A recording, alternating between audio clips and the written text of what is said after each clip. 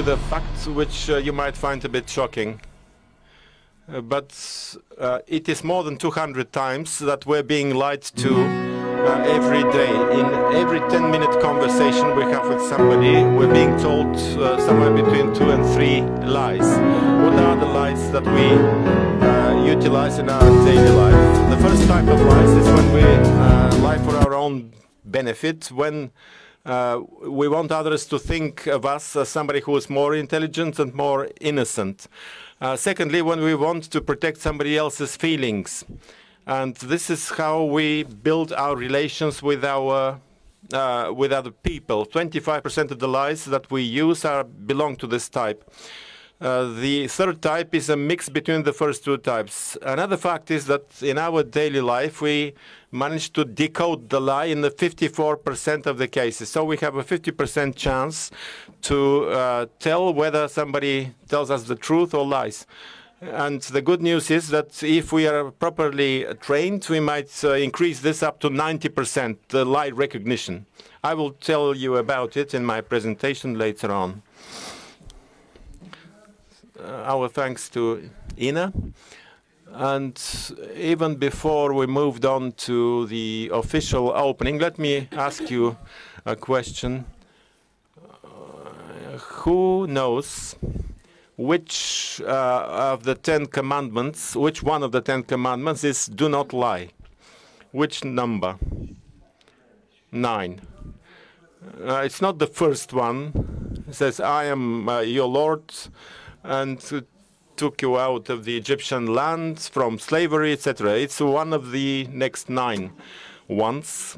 I do not. I'm not addressing the panelists, but we are not the best Christians that that are gathered here. But there is no such commandment among the 10 ones, and the ones which sounds the closest to do not lie is number 9, which is a do not perjure yourself, don't give false evidence against your fellow ones. So the big sin according to the Bible is not to lie, because the lie can have some noble motivation, as Ina told us, but perjuring yourself is what sends your fellows to banishment or to their death.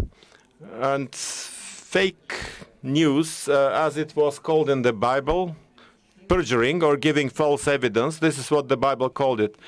So this is a rather ancient thing, and we're amidst one of yet another stage of this development, of this process. And the European Commission has consigned Maria Gabriel, our commissioner. She will be with us in a moment. Do not perjure yourself, do not lie. This is what Maria Gabriel will be in charge of, and Bulgaria is happy that one of the 10 commandments will be shielded through a Bulgarian in the European Commission. Now, before we move on to the official opening, let me announce the presence of our honorary guest, the Doyen, His Majesty Simeon II. This is our king. I have received dozens of journalist questions, but if you manage, he will have no intervention officially, but if you catch him on his exiting the hall, he might tell you something. But he has been the subject of fake news in Bulgaria's most recent history, most of all, and I'm very thankful to him that he agreed to attend our conference. Back in 1946, they got millions. His family got millions when they were banished from Bulgaria. Until 1980, he was getting suitcases of money from agents of state security. No suitcase of money nor an agent of state security have been found so far. And the king himself, was the agent of state security. He was a gambler in Spain. He had no Bulgarian passport. He had no tertiary education. And he was a KGB agent who came to Bulgaria only to prevent his joining NATO. My question was, why did he invite me as the foreign minister if he was such an enemy of NATO? My answer is just to fool them. And his properties are not his, actually. That's another piece of fake news. And this is a part of a string of fake news about Simeon. Now I'm opening the conference. Mrs. Vice President, Mrs. Director of the Institute, Mr. Gaislер, Director of Konrad Adenauer for Bulgaria, Ribal Al-Assad, who came here to attend the conference, but he was hit by the flu, and he's a cousin in banishment of Bashar al-Assad, the Syrian president. Mrs. Ananieva, dear ministers, Minister Liliana Pavlova, she's our European minister. She will be talking about the fake news during the Bulgarian presidency of the EU. Dilan Manchevsky from Macedonia, Minister of Information. MEPs, the youngest one is Mr. Novakov, and Petr Korumbashev, who has a precious contribution to our organization here. But he's here in his capacity as the author of the biggest fake news in the history of Bulgarian reporting. This is the Cuckoo Show many years ago about our nuclear station that was to be bombarded. And the producer told me that whether they were wondering whether to release this piece of fake news or whether to release another piece of fake news that the king had come back to Bulgaria. Admiral Petev, he is the commander of our navy. And we are having quite a diverse bunch here, and a diverse agenda. And my special thanks to everybody who have done their best to make this an interesting agenda. This will be supposed to be different from other conferences, because other conferences give the first presentations to the most interesting speakers, but we have tried to distribute them evenly throughout the agenda. We'll have Google, Wikimedia, NATO, the European Commission. These are all topics to be discussed. The new American Deputy Ambassador, Radio Free Europe, will have a presentation. Leading Bulgarian journalists, including Professor Nakov from the Qatar Institute, who was flying between Hong Kong, MIT, and Sofia to land here specifically for this conference, and he will make some revelations at the end of the conference. We have a unique coalition against fake news. That's Konrad Adenauer. Special thanks to Mr. Gaislер and the group of the Progressive Alliance of Socialists and Democrats in the European Parliament. So this is the first time that we see that normal parties coalesce against the fake news. And my thanks to the French Embassy, to the Diplomatic Institute, Mrs. Mihайлова, for her incessant support to the good being done in this country. And thanks to NATO, we're going to have a live streaming of the whole event. And we are going to finish this opening panel with a 1-minute video showing that only lies, but many truths have also outlived the centuries. Please welcome the Vice President of Bulgaria, Mrs. Iliyana Yotova.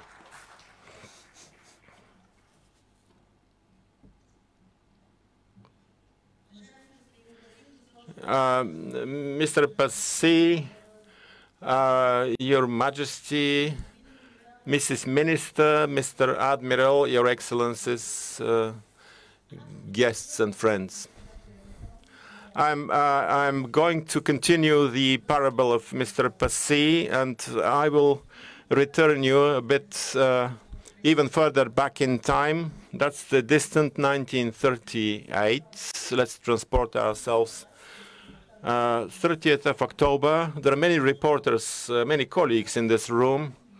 There was a CBS radio play after Herbert Wells's novel, War of the Worlds, which panicked the whole American society. It was an astronomer who there were speeches on behalf of the Minister of the Interior and the commander of the artillery, and they were announcing the losses to their troops, and from them these losses caused by the Martians. And then quite an effort was needed to return society to normality and to comfort people. But this left a trail, and years later some analyzers claimed that the American society failed to believe the Pearl Harbor attack because it thought it was yet one more radio play. I started with this example, not accidentally. If we look back to 1938 with today's perspective, was it fake news, this radio play? And if we think about it, yes, there will be many people who say yes, but there will be other people who say no, it wasn't fake news. There's a lot of debates about the definition of fake news. This is such a broad phenomenon that this example and many other examples and these 200 lies that we hear every day can all be covered by some of the definitions. It's lies and manipulation which tries to fool somebody. And this is an old discussion, actually. And if we go back to our present day, the peak of this discussion started right after the Brexit referendum. They started talking about a new era of post-truth. And some researchers and even big publications, dictionaries in Europe and across the world, have identified fake news as the most widely used one in 2017. It is difficult to define the coverage of the notion because it covers all human actions, from individual life, personal lives, to international relations, to international conflicts. We can talk a lot about the reasons behind today's situation. You need somebody who produces lies, somebody who distributes lies, and somebody who consumes the lies. From a technological viewpoint, this is the speed of information that fosters this, and they're spreading across the social networks, and these complicated and conflicting processes which fail to find quick solutions, and they yield uncertainty, polarization, deficit of justice and fairness, and mistrust. From political viewpoint, deficit of leadership, of vision, of quick and adequate solutions addressing their issues. And fairly often, the politicians fabricate false news in order to fight their opponents because they cannot fight with ideas and policies. And this can be a very long list. From a business perspective, this is the collapse of the financial and economic system several years ago, the lack of clear prospects for the development and protection of human labor. And from a social perspective, this is the loss of rights. In 21st century, we seem to be losing rights faster and more rights and faster than before. And this is a loss, this is a detraction from achievements which have been made for hundreds of years. Това все още не е достатъчно. And let me tell you something provocative.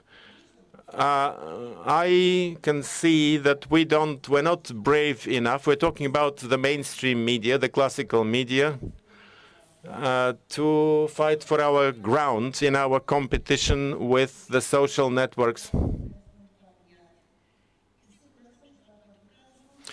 I'm sure that you can add a whole lot of things to what I say.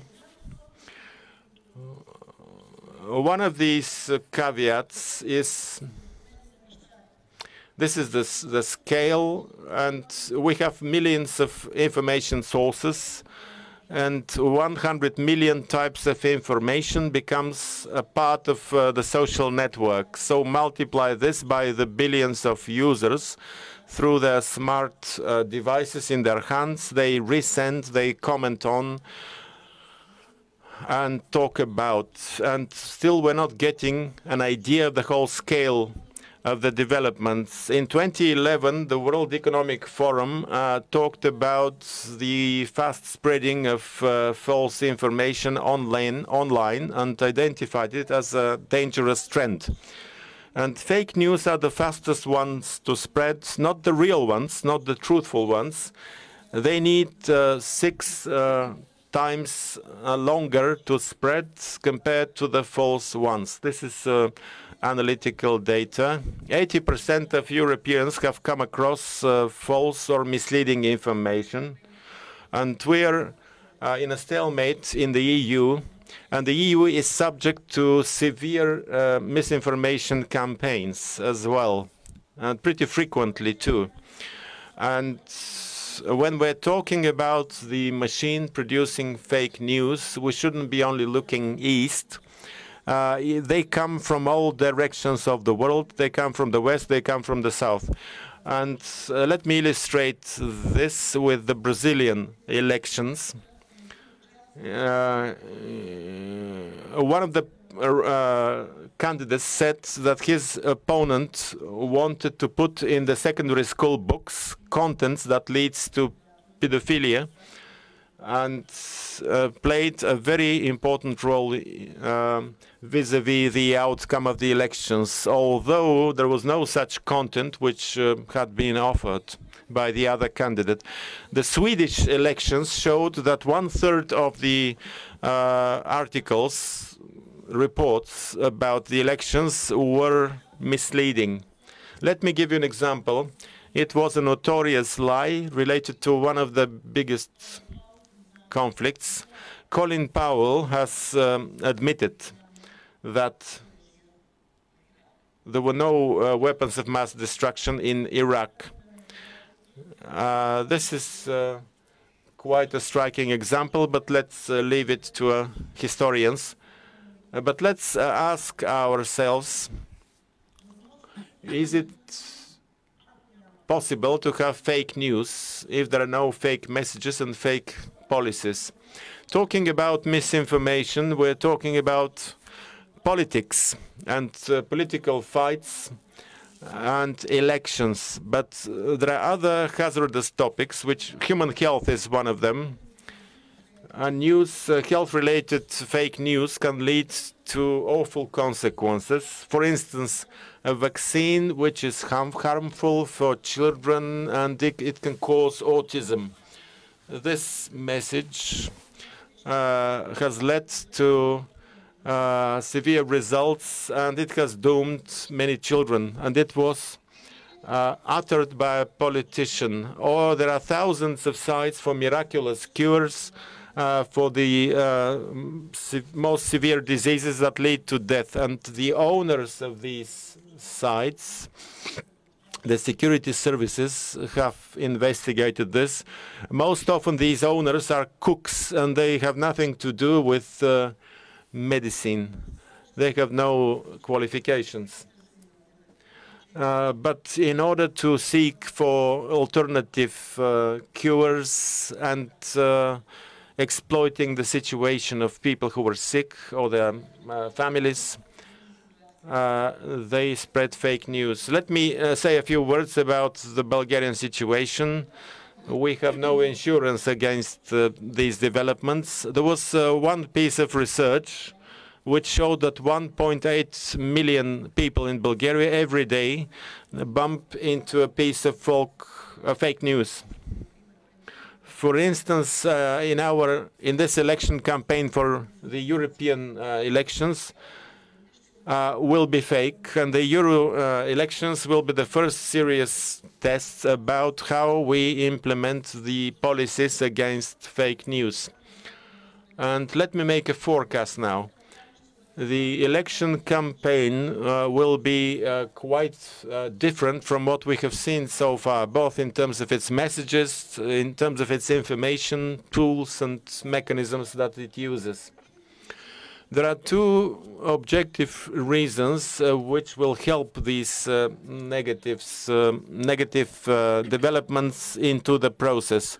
The lack of knowledge, the poor knowledge on European policies among a large part of the citizenship and even among some of the politicians. If you fail to have proper knowledge about these policies, then you start inventing things.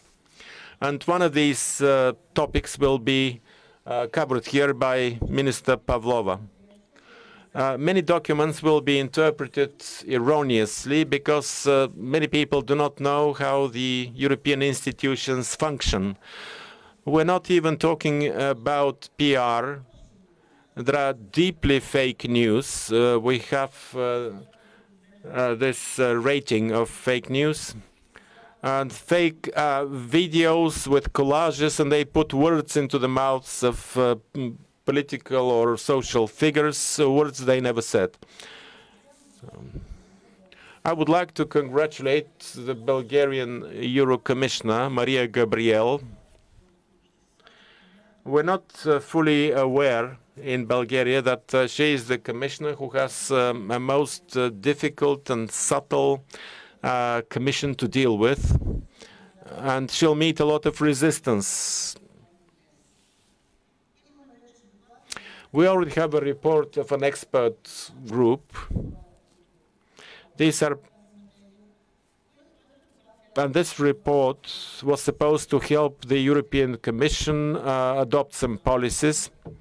I'm a bit reserved about the outcome of this report. There is a lot of wishful thinking in it, more than concrete proposals. We have a code of conduct. We have a list of good practices, but if we have to summarize, these policies are still in their budding process. Are we aware of this disease that we are suffering from? This should have been the first question, I guess. Can we restrict the circulation of fake news? There is no universal test. There is no litmus test to tell us whether a piece of news is fake or otherwise.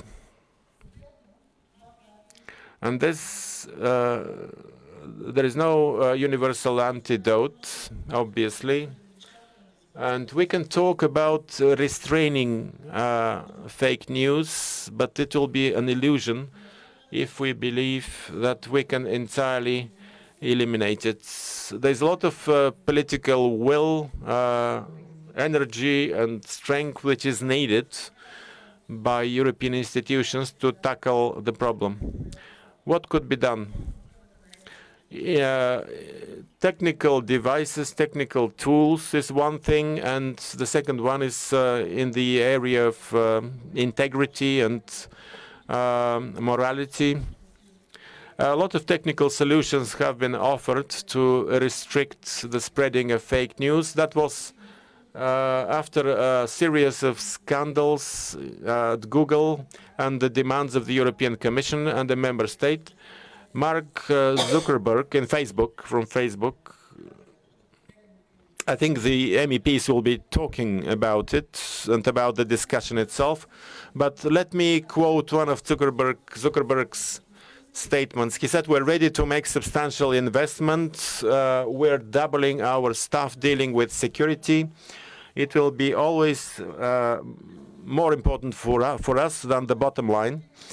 And I hope it is the case. And he said that thousands of applications were checked and more than 200 were forbidden. And then he said that they removed the opportunity for some related sites to get advertising. And this is part of the set of tools that they intend to use. Regulation is a difficult topic to talk about because everybody who wants to regulate will meet the resistance of the big corporations. And I think Maria Gabriel will be talking about it this afternoon. And obviously, there are ways to identify sites which churn out fake news. And the policy makers, the lawmakers can take specific measures to have them under control. Another direction of work could be in the area of human integrity, literacy, media literacy, critical thinking, the useful part of internet to be admitted to school curricula. We have adopted a number of European documents in this direction directed to crime against children, where the internet has been the mediator, but I don't think that the outcome is so promising as we would like it to be. And also support for good quality journalism. It's a vital element of democratic society, and also public support for this good quality reporting. There's a deficit in our country in this respect. Ladies and gentlemen, this is a battle which is waged by words, and it can only be won by words. This is my message to this audience today and to everybody who will keep talking about this issue. I wish that gatherings like this will be a part of our day-to-day life so that we win the victory for the right words.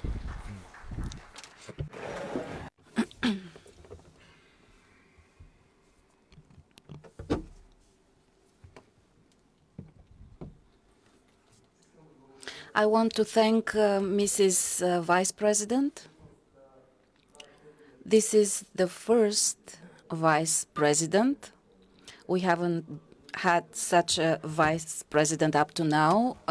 Also an MEP, which is a very good measurement for the institutions in Bulgaria. Mrs. Vice President, you made the prognosis in your speech, and I will take the chance to invite you after the European elections to see whether your forecast has come true. When I mentioned that our Vice President has been elected after her MEP mandate, I again think of Peter Kurumbashev because he took her place in the European Parliament, and so he was the most happiest of this fact. Now, it's my pleasure to give the floor to our exceptional partner, the director of Konrad Adenauer for Bulgaria, and he has also regional functions, with whom we are having European presidencies and other projects directed to the future. Konrad Adenauer has always been looking to the future, as this very Konrad Adenauer has been looking to the future, so is his foundation. So thank to Mr. Gaitzler that he put off his flight. He had to fly to Germany because he had to be present at a meeting there of the officers. So the floor is yours.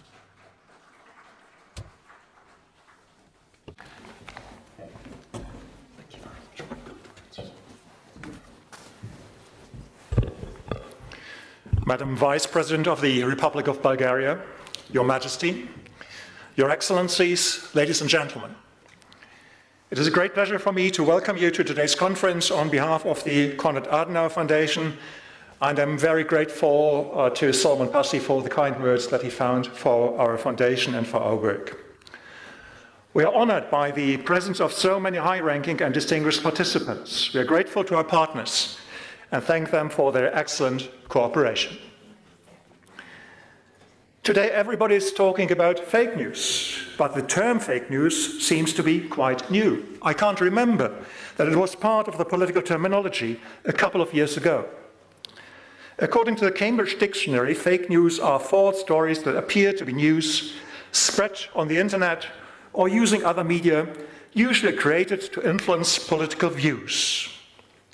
The term fake news is actually an oxymoron, because the term news is supposedly and normatively based on truth. It would be more correct to speak about deliberate disinformation. The word disinformation became part of the English language only in the 20th century. I was not surprised when I learned that it derives from a Russian word, desinformatia, which was the name of a division of the KGB devoted to black propaganda. Fake news or deliberate disinformation were, however, always part of the political instrumentarium, used by many in a lot of countries who wanted to seize or defend power. We got examples this morning. While there are many historic examples, there was probably never an era like ours in which fake news were so widespread, had such an impact, and were so dangerous. The internet, especially the social media, made it extremely easy to disseminate them, very often anonymously or using fake identity. And because the relevance of fake news has increased so much, we even have begun to talk about post-truth policies. Many people find it extremely difficult to assess which information they are provided with is correct and which one is a lie. It makes things worse that even democratically elected leaders with great power on the one hand call fake news spread by themselves euphemistically alternative facts, and on the other hand accuse media who criticize them by analyzing established facts of spreading fake news. This undermines confidence not only in these media, it undermines democracy, because democracy can only work if there's a free press that provides information, critical comment and analysis, thus enabling the citizens to perform their role as co-decision makers in a responsible and rational manner. Opinion building should be based on facts and not on alternative facts.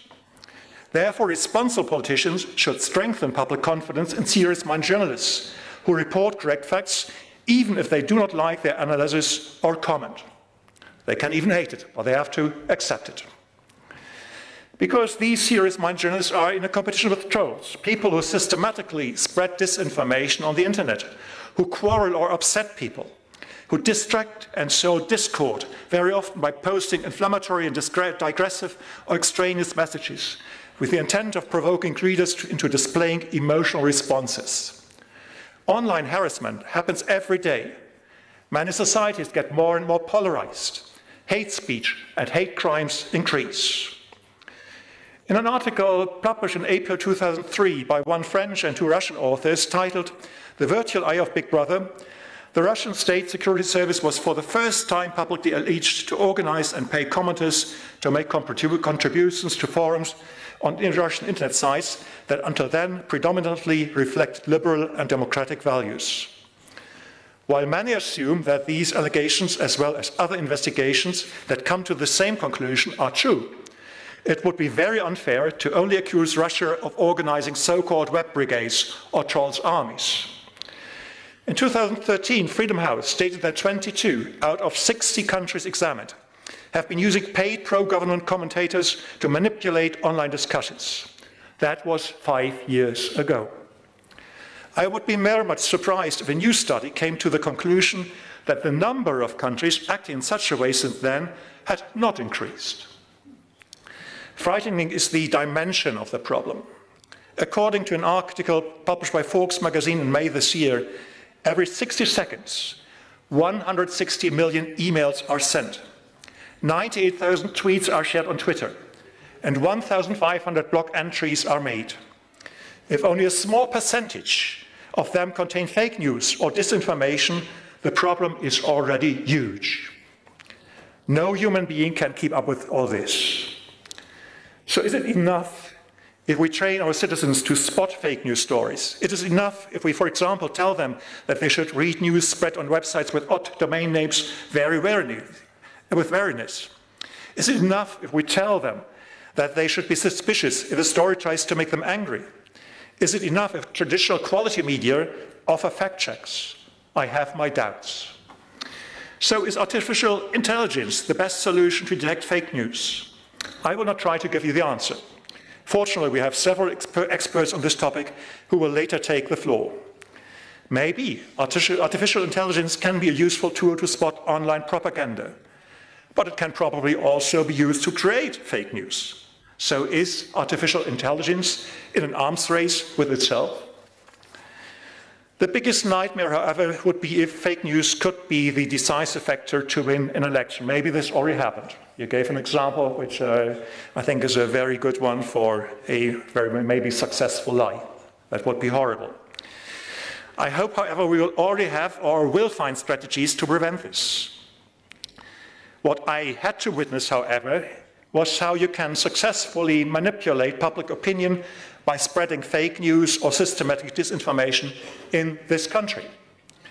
Madam Vice President, I know that you supported the ratification of the Istanbul Convention in principle. And I highly appreciate that you tried to make the public debate on this subject a rational one based on facts. But like others, you did not stand a chance. The misinformation spread both in traditional media and on the internet was so huge that even well-educated and open-minded people got confused. I'm sure you were as frustrated as I was. If we don't want this to happen again, we must be vigilant. Because those who successfully organized this campaign could be encouraged by the success to try it again on a different topic. Our objective, and I think it is our common objective, is to strengthen confidence in democratic structures and democratic politicians, to prove the ability to solve fundamental problems, and to provide care for the needs of the people. In other words, to provide them with good government. And we want to integrate society, and not to incite people against each other by spreading fake news and by using hate speech. We must be successful. Let me thank you once again. Let me thank our partners and each of you who has joined us today. I'm sure we'll have an inspiring and informative conference. We're happy as Konrad Adenauer Foundation to co-organize it. Thank you for your attention.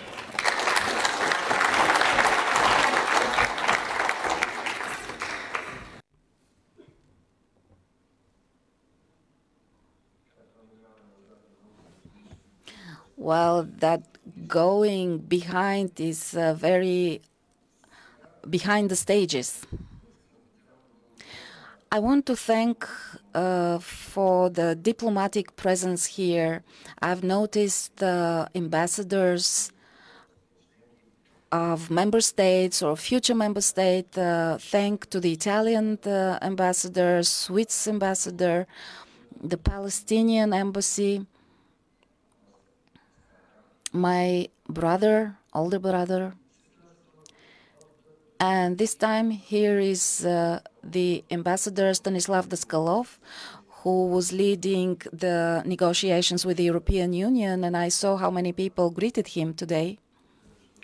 Welcome, Stancho.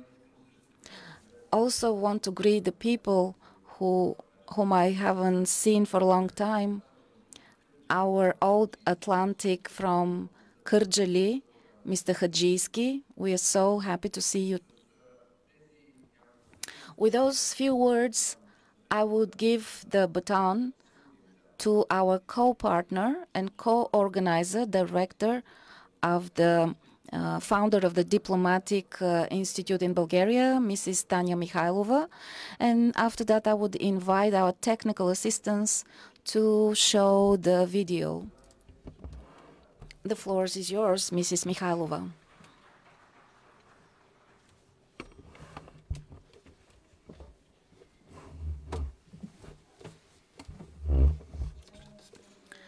Mrs. Vice President, Your Majesty, Mrs. Pavlova, Your Excellencies, Mr. Gaislер, Mr. Pasi, of course, as our host in this initiative, And for me, as a director of the Diplomatic Institute that was founded 15 years ago, in the when Simeon Sakskoburggotski was Prime Minister. So our 15th anniversary of this institute, we are an institution that was standing for the good. As Mr. Pasi has said, it's an honor for me to be here at this conference because the topic of disinformation and fake news is having more and more influence on the policy, internal policy and diplomacy. Even more in our digital society, fake news could destroy for minutes the achievement of diplomacy, which is an art of peace and compromises and long-term efforts that has been done for agreements, and that could be destroyed in minutes. Fake news are taken as a problem that we heard the speakers talk about, and it's just gaining speed with the boom of the internet communication and social media. In the beginning, it was for the benefit of the traffic and these communications, but this phenomena today shows that there are very great secondary consequences. Probably they would be primary now because of the policy that focusing on this problem. So this phenomena has been used as a push on society and its framework. Yes, we speak a lot about terminology and how we define fake news. So disinformation is a force threat for democracy and human rights because they could be deliberately changing the people's opinion and points of view. In this way, they influence the internal policy and external policy of the countries.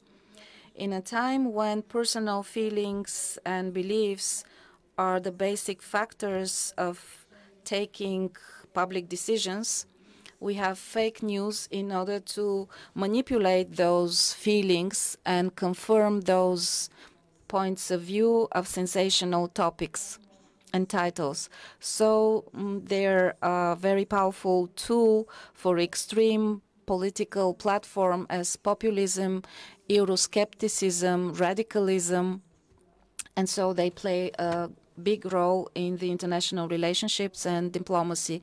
In Bulgaria, the influence of fake news is seen when they are directed to the European Union and NATO, two very basic international pacts that Bulgaria is a member of, and this is the foreign strategy and civilized choice of our country. Fake news are to place the values of those organizations, and they're just describing them as opposite to the national interests and values, which lowers the public trust, and also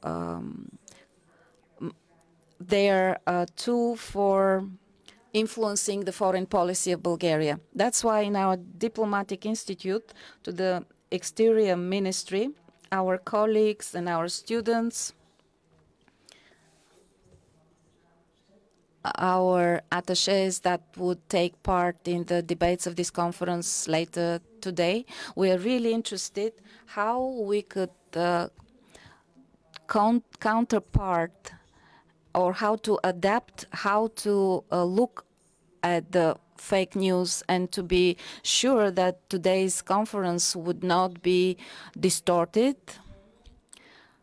So I'm so happy that we have live streaming so that many people outside of this room could follow this event. And I know that many colleagues of ours, friends, diplomats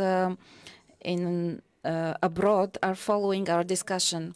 So I would like to wish you a very good discussion today, to thank Gергana and Solomon Pasi, the organizers of this event, because I truly believe that this is one of the events and discussions that is very important for the measures we have to take to fight fake news. And as a director of an educational institution, I think that in the basis of all this is the good education to know and distinguish good from evil. I wish you success.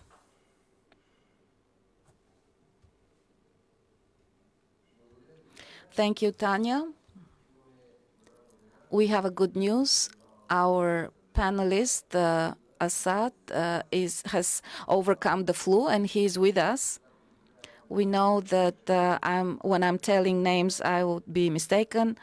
But here is also the ambassador of Brazil here. But when somebody's sitting behind my wife, I can't see anything else. So she noted me. She has a remark for the... okay.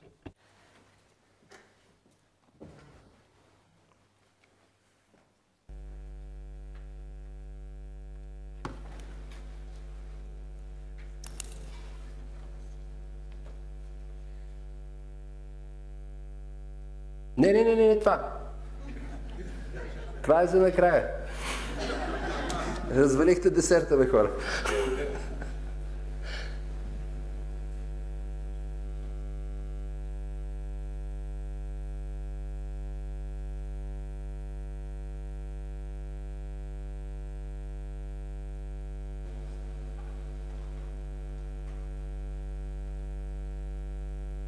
Не е това.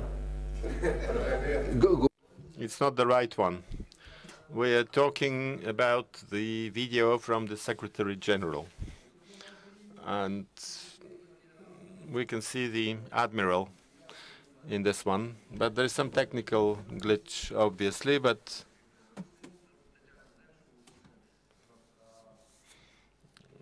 we are going to play Tajam Eldem in the social networks.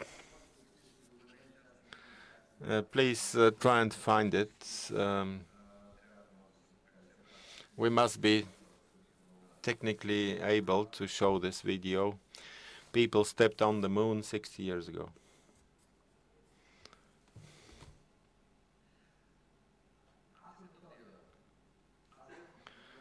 Now it's over to Asya Metodieva. She used to be a journalist in the national television, and she went to the Central European University in Budapest. That's George Soros's university. And there is hardly any other international factor to be the subject of more fake news than George Soros himself. Now, Asya's presence here is specifically valuable.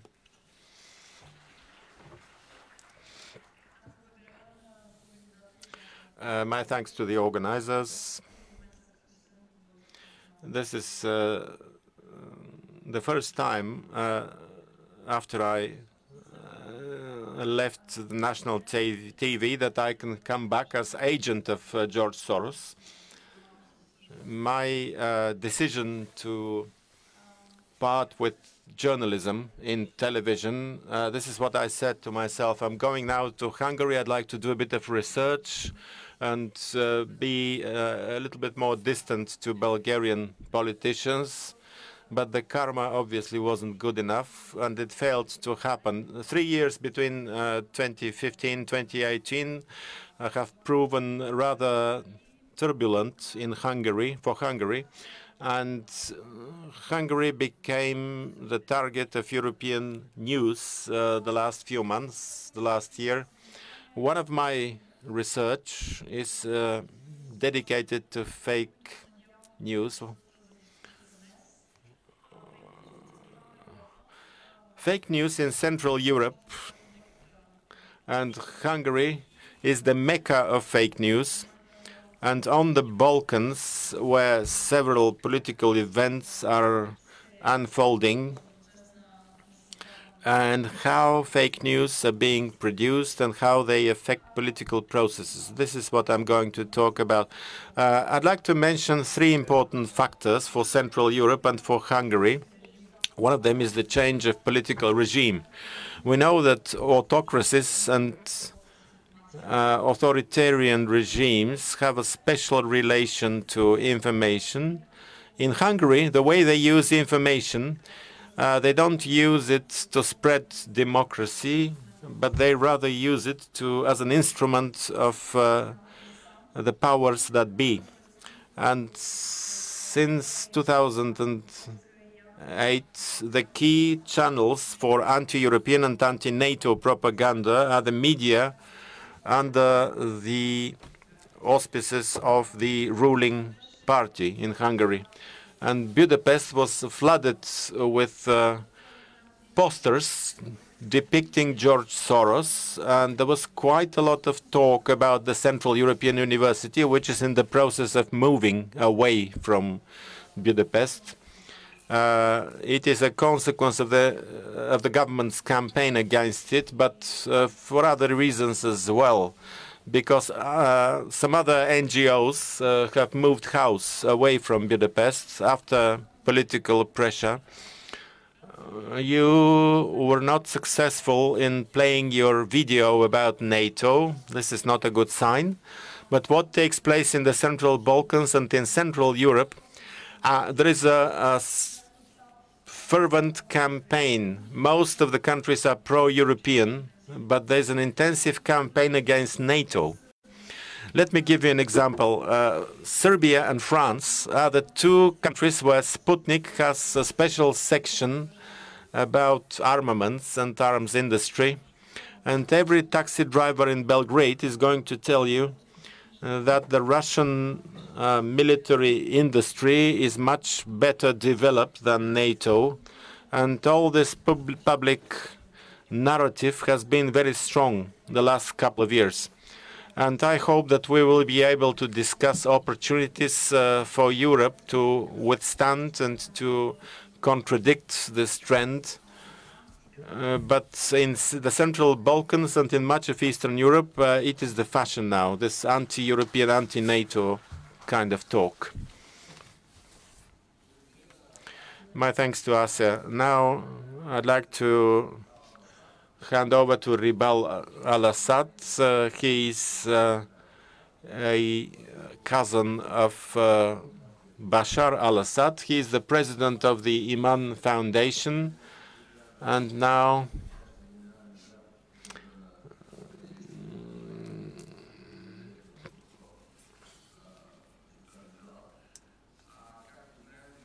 as we know, the Middle East, it's been centuries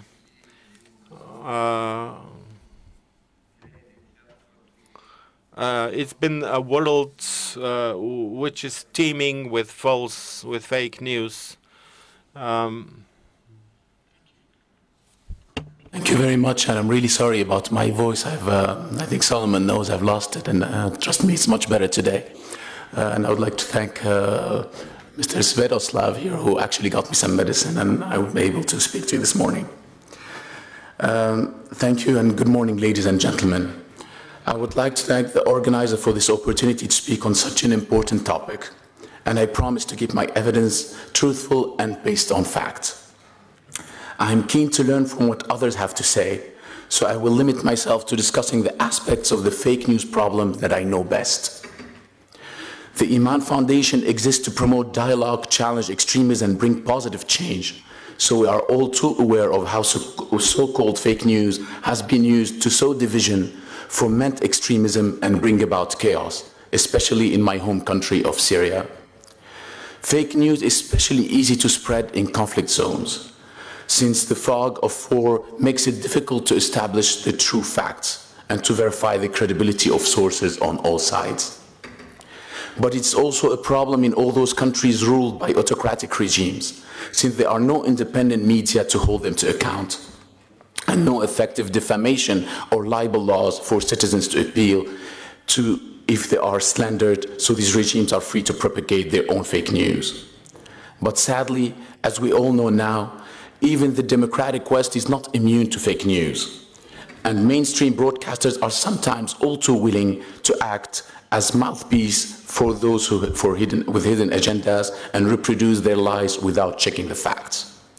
Both mainstreams and social media have been manipulated by vested interests to spread propaganda and fan the flames of conflict, but they can also be part of the solution. The key is that we all use media intelligently and critically, looking for evidence from trusted sources rather than simply sharing content that reinforces our own point of view, or being swayed by emotive images and languages so we allow ourselves to be manipulated. Of course, social media has a huge potential to play a positive role in keeping mainstream media honest. It can be used to counter fake news by exposing the truth, especially when used by experts in different fields like photography, forensics, or the military. But it is up to all of us to verify that expertise rather than taking things on trust. When the so-called Arab Spring erupted in 2011, people used social media to organize and to expose the truth behind the propaganda spread by the state-controlled media.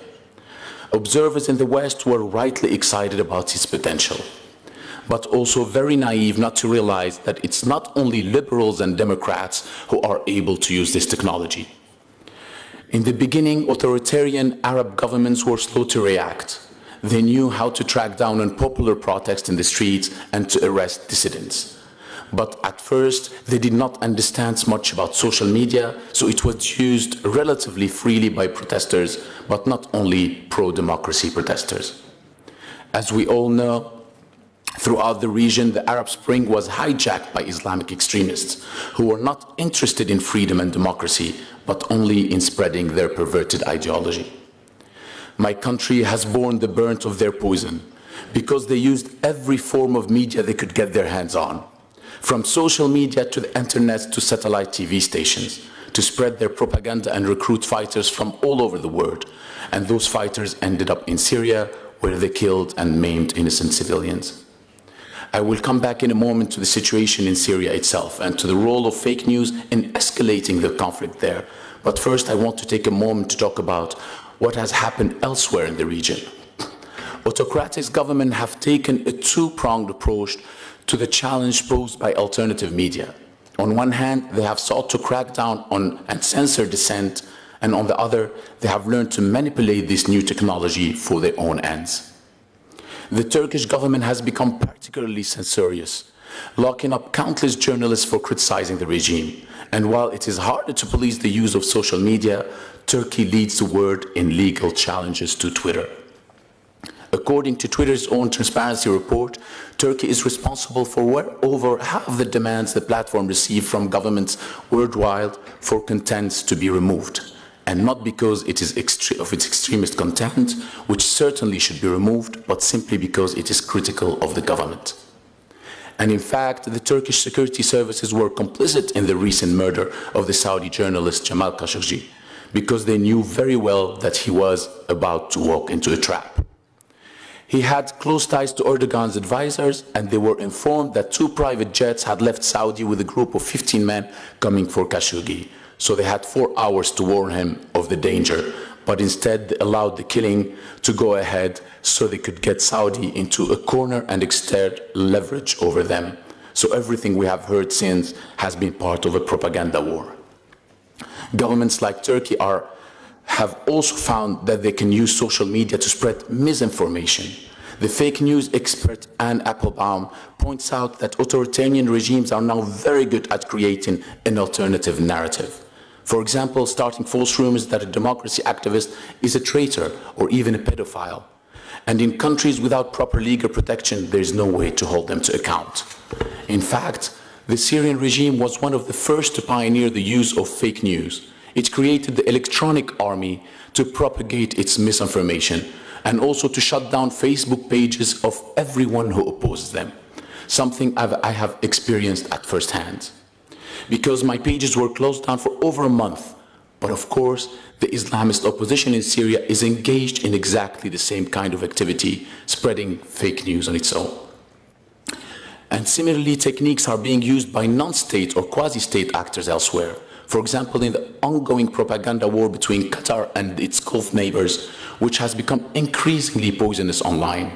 The so-called trolls on both sides have set up fake accounts to increase the number of their followers and appear more credible in order to lure genuine users to follow them. But then they use that credibility to use disinformation and lies.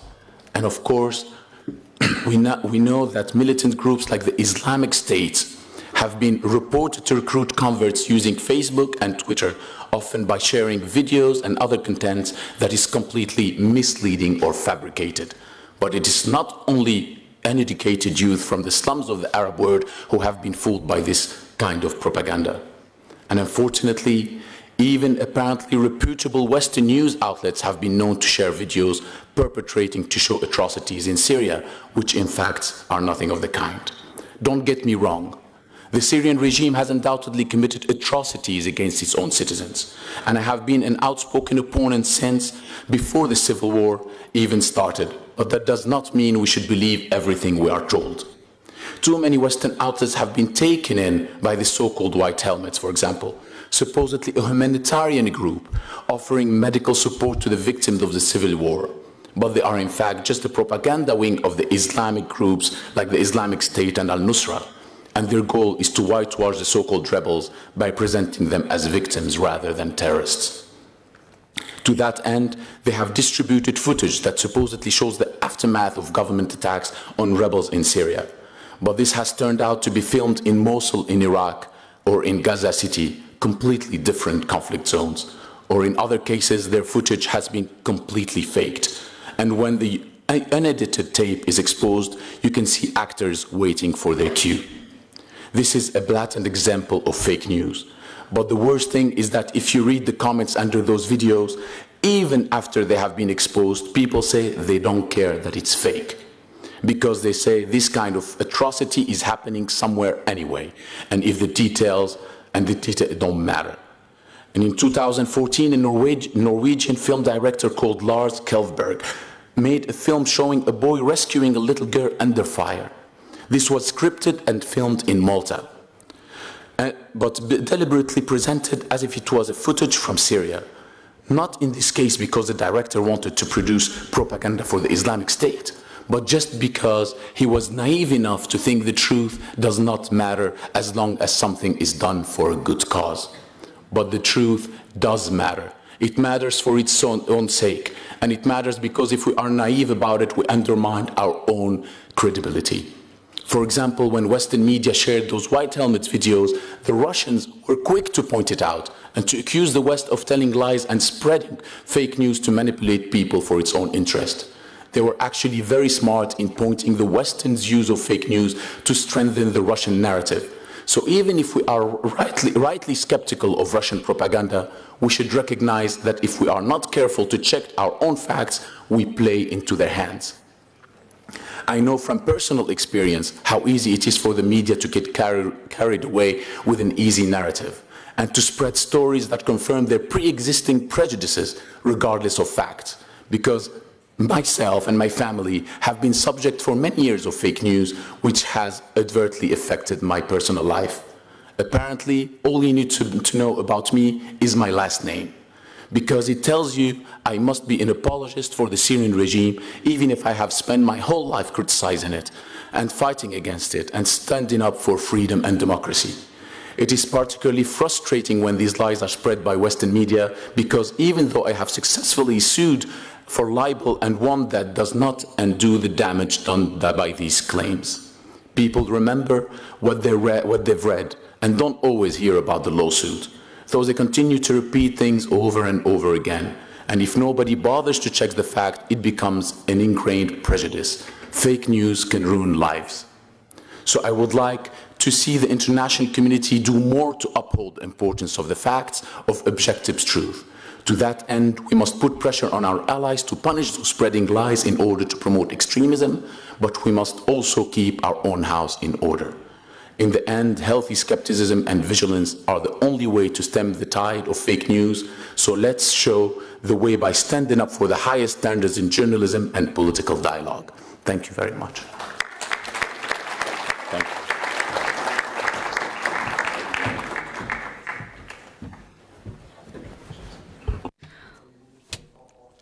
There are more sharper speeches that are not usual, but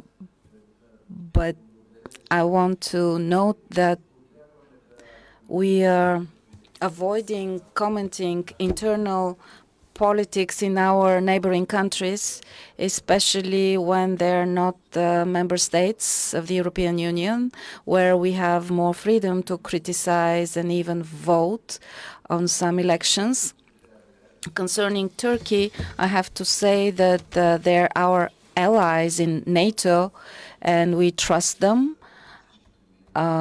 In all of these years of the Cold War. So everything that's going on now is temporarily, and we have to look forward to the perspective. And my perspective is that one day Turkey would become a member state of the European Union. Maybe Mrs. Pavlova would be an European minister in Turkey.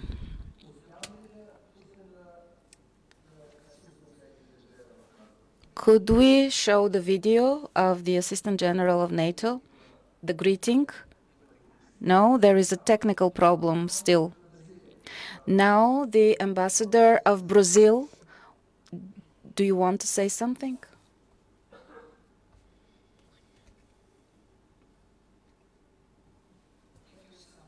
Not to complain because you didn't see me, because actually I can understand that with the king and your wife, you should have eyes for nobody else. I just would like to comment on the observation made by Her Excellency, the Vice President, on the elections in Brazil recently.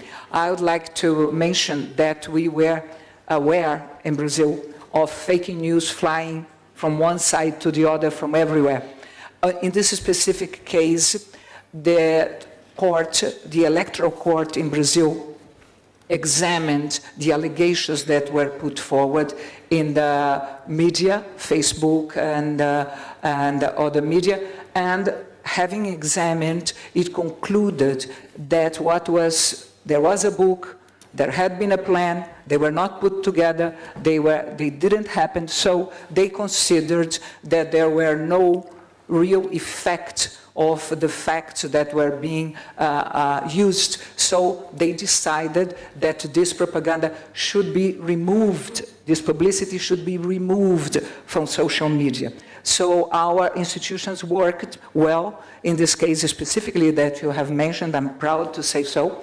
And also, big newspapers in Brazil had started by themselves when the publicity for the elections began, the electoral period, they started to have a section.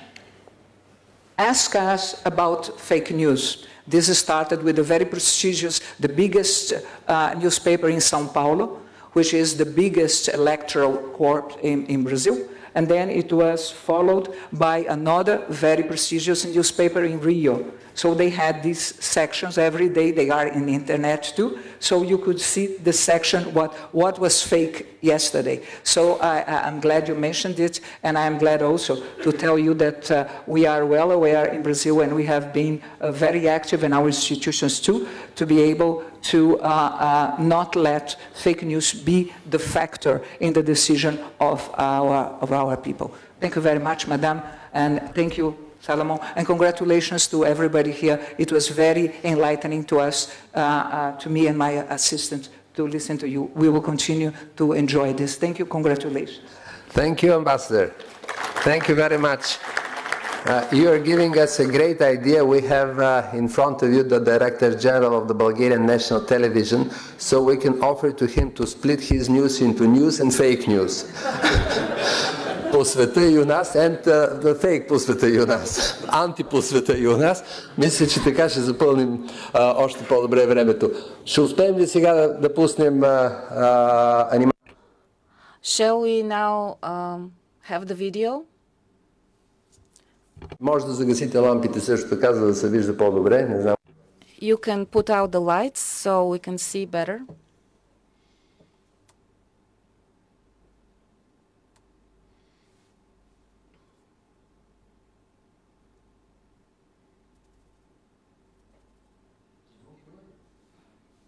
Do we have sound?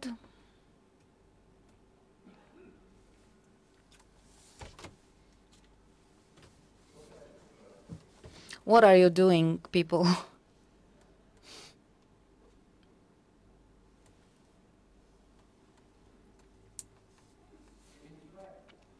That's it. For the truth news, there is no sound. Okay, we will do something else then. Is there any sound?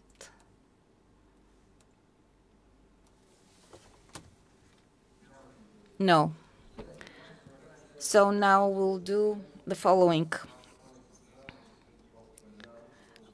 We'll just give another video we will give the video to the General Director of the National TV, and you can see it on the National TV. So I'm thanking our panelists right now, and right away, because we are behind with 15 minutes, I would invite the next panelists. This is Minister Илияна Павлова, Петър Корумбашев, Андрей Новаков, Дамян Манчевски, Minister of Information Society, and Justin Friedman, who is a Deputy Ambassador of the United States Embassy. So this panel would be moderated by our journalist Svetoslav Ivanov, 120 minutes of BTV Media Group.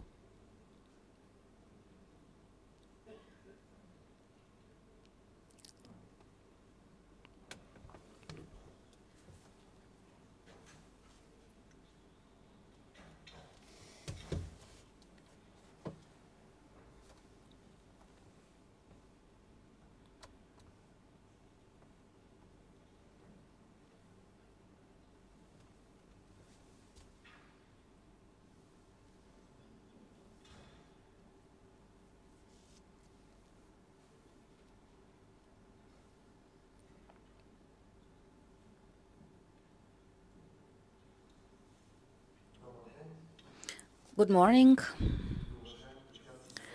Until our participants are having their mics, we can try. We have one more attempt for the video. I will just say a few words as a moderator. I'm very pleased to be here with you, ladies and gentlemen. I think that in human nature there are a few universal strives. And when we talk about innovations and fake news and new technologies and social media, we could not forget that we are people. And in different historical periods, there are different human strivings, the aspiration for knowledge.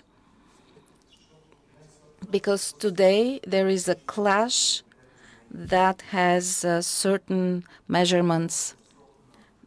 There is rising of populism, propaganda, because this aspiration is sick, and that changes the way we look upon the world and our relationships in everyday life.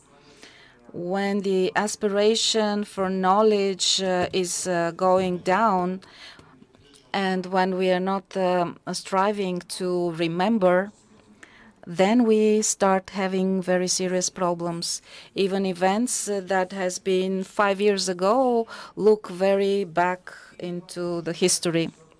So this is the time of the new technology and technical program.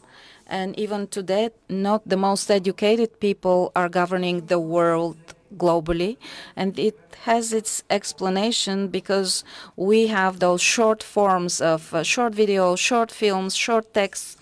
Everything is shortening in order to be thought of without any effort. We don't have the need to remember.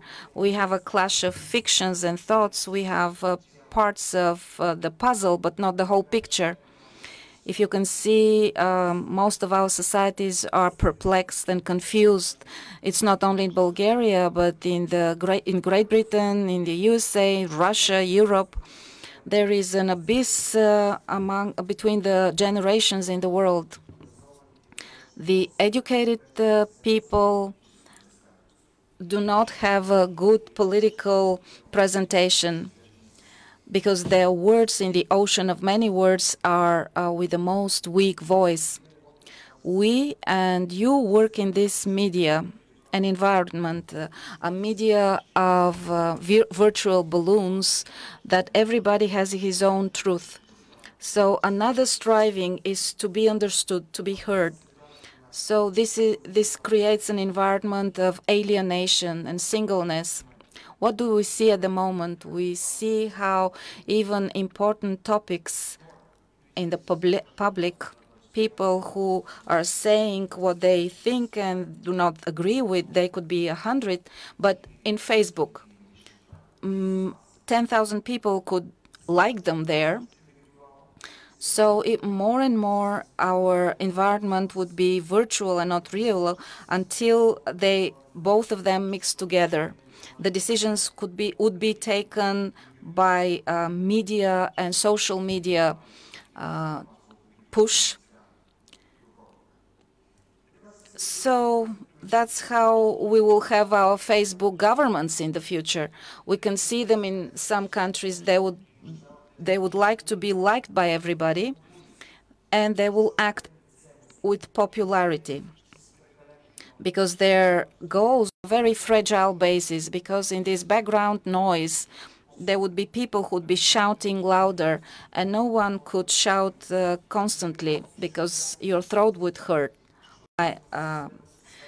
Actors here: Liliana Pavlova, Minister for the Bulgarian Presidency; Damian Machinsky, Minister of Information Society and Administration of Republic of Macedonia; Justin Friedman, Vice Deputy Ambassador; Peter Korumbashev, MEP of the Party of the European Socialists. I would be very curious to hear your perspective and how the legislation could be changed in this phenomena we're talking about. And Ina Ivanova, you saw her already. She's a nonverbal communication specialist, and she would observe us because she would tell us something very important at the end. So this is my introduction. Mrs. Pavlova, the floor is yours. That gathered us today here, and I hope that this event would produce true news and true messages concerning a question whether that's false news or just lies, non-truth, disinformation. Each of those names, that what unites is looking for the truth that I believe would always overcome.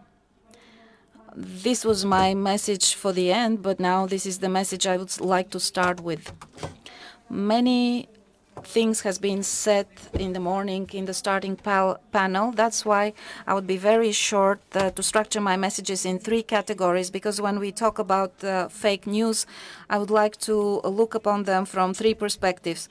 First one is a tendency, what is fake news? Then from the point of view of the panel, how fake news could change the elections or results of elections,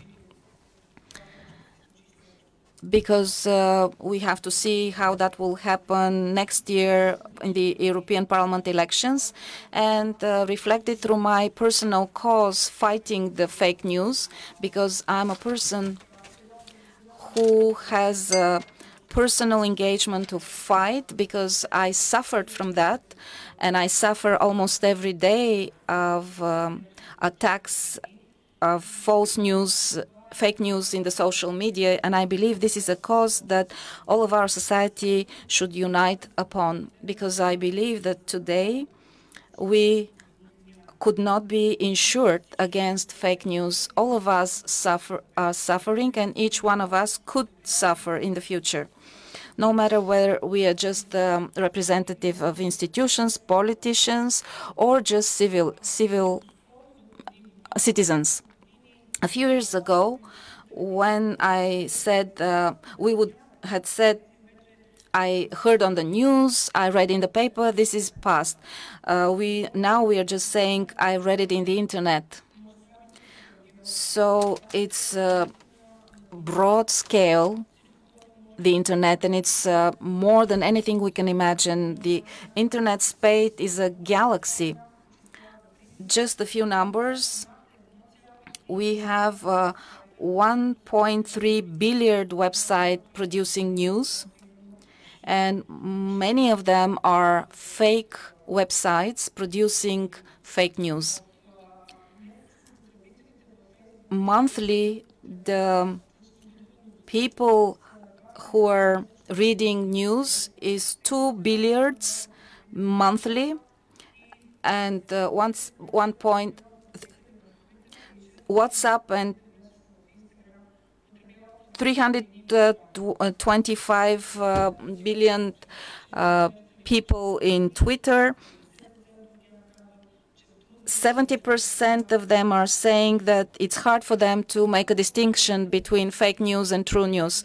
If we just see the statistics, it's really threatening and scary, and it shows that the problem is very serious. What is contagious, the sickness that has been disseminated is really big. There is no recipe, no medicine.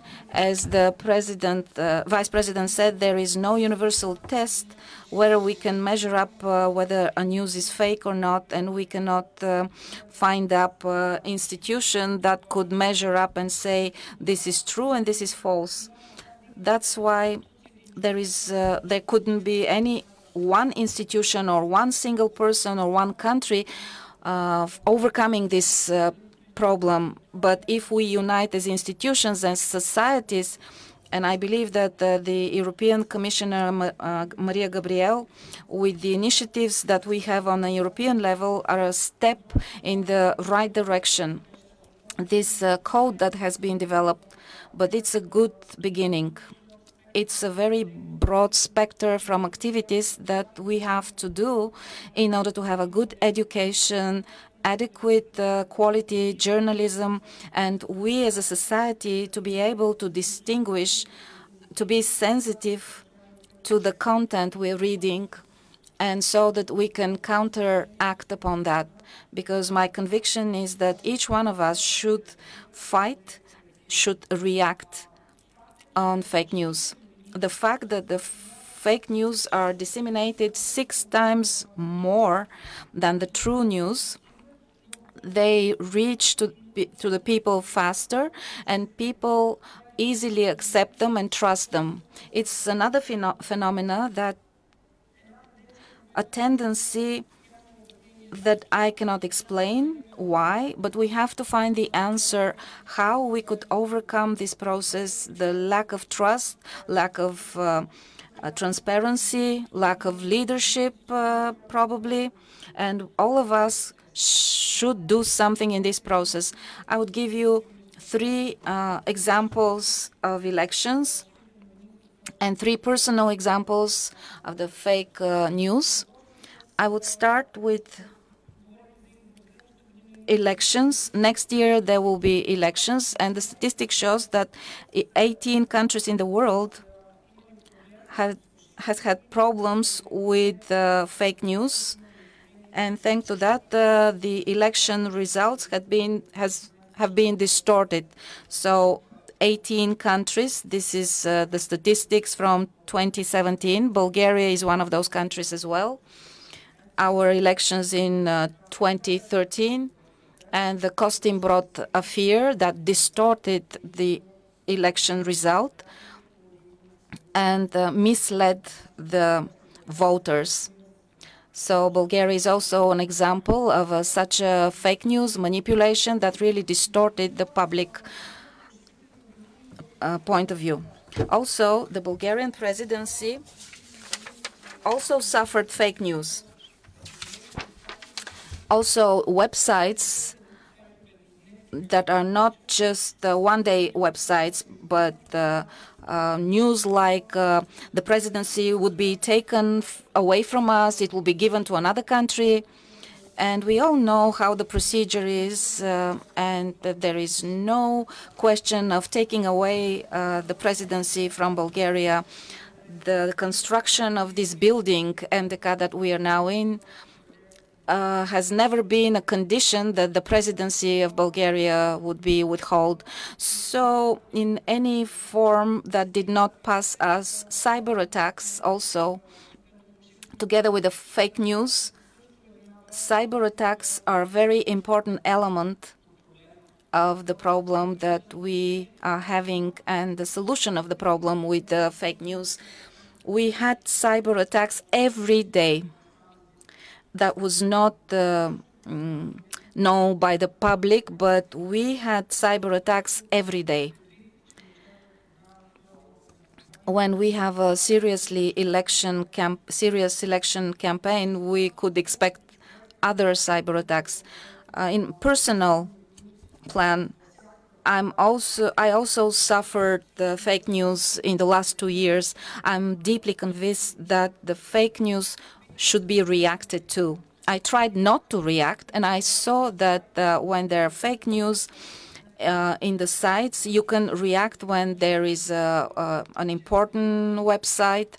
You can just take them to court and win the case in the court. But if the websites are in the social media, they're not official, you cannot react. We need regulation there so that those websites could be closed down or the fake news could be removed from there. We need regulation to find ways to just fight those news. Although my personal experience shows that one fake news is disseminated faster than 6 times. And the truth is, of course, disseminated much slower, and it's not being read. But in spite of everything, I'm really convinced that we have to continue to fight the false news, to find the right ways to regulate those. But that cannot happen without the providers of services, without the providers of online services, because it's a complex process. Fake news are produced in 4 categories. One of them are sensational, and they are aimed at traffic and winning money. They're not connected with the politics. Their goal is to just make money. Second one is disinformation. The disinformation aims at manipulation of the public opinion or lobbying, as it was pointed out with the healthcare. It's provoking or just war against the product. And the third one is the political party fake news. They have a targeted group, and this is discrediting of a political party with the clear vision to win elections. And the fourth one is humorous. It's just a parody and satirics. So not mentioning the fourth one, parody, but the first 3 ones we have to pay attention to, and to have a real regulation and find out the crossing points of the interests of the business, of the providers, of the society as such, so that we could live in a world of realities and not a world in which you can change people's destinies or people would be discredited. So that's why I believe that we have to find the solutions, and the solutions could be found. A conference like this raises many questions and give answers as well. Thank you very much.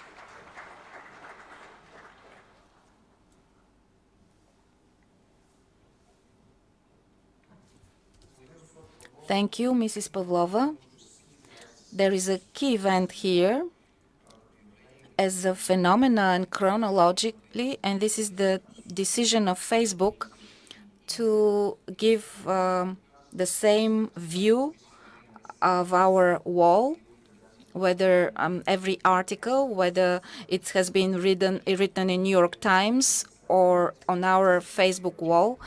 And we will have Gabriela Czech today here, and maybe you will ask her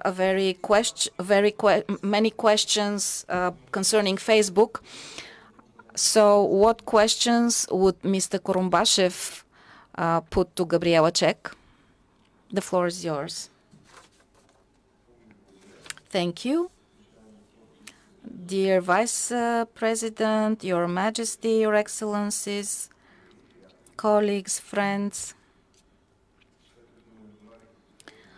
after you put so many expectations on me as one of the founders of the fake news in Bulgaria, just making this cuckoo show, and there was parallel of this analogy with Herbert Wells in 1938.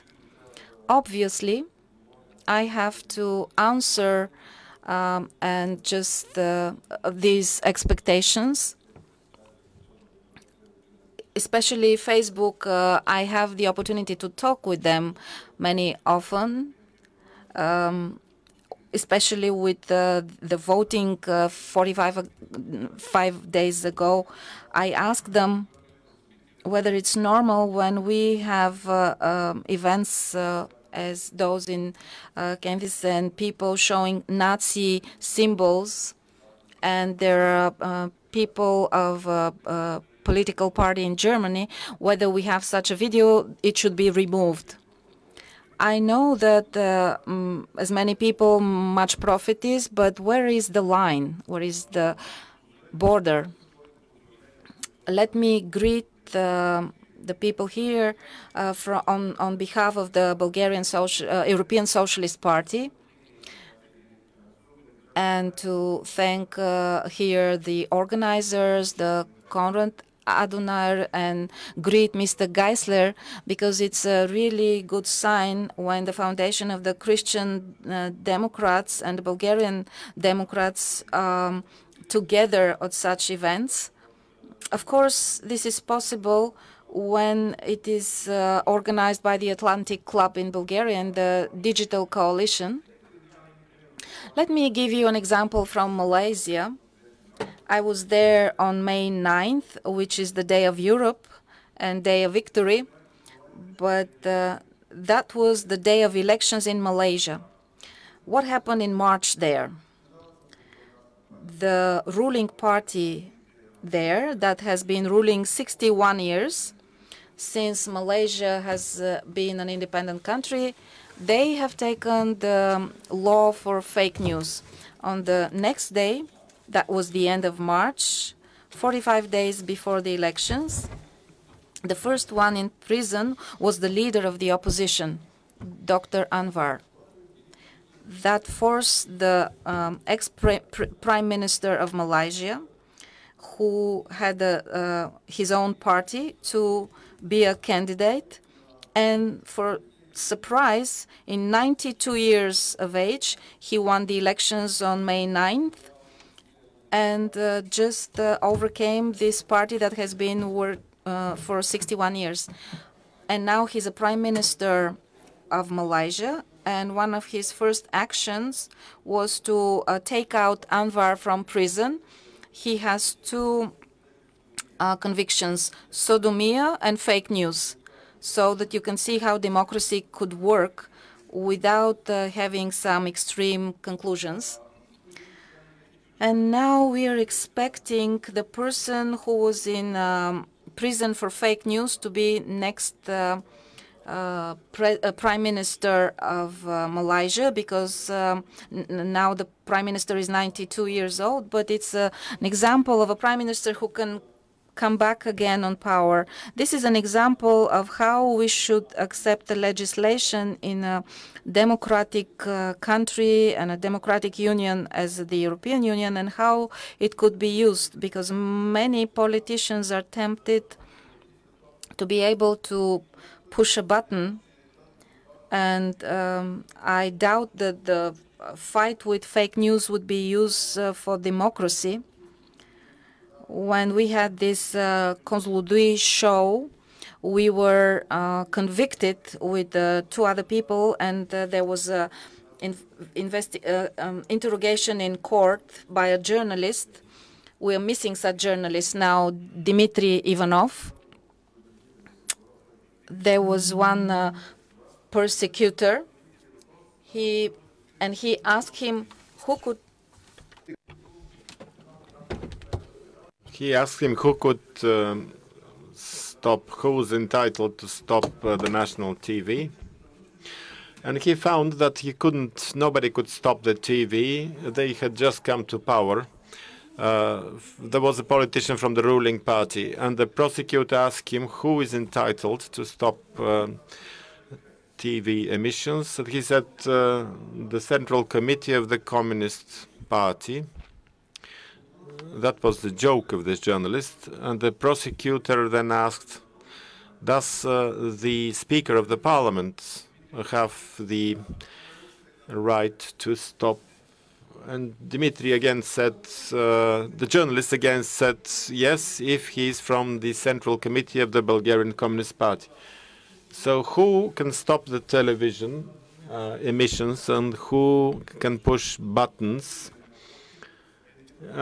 if we are to have a comfortable world where somebody pushes a button, etc., and if there is the absolute reason of Hegel, the German philosopher, where everybody knows who can push the button and who can stop and who can release something.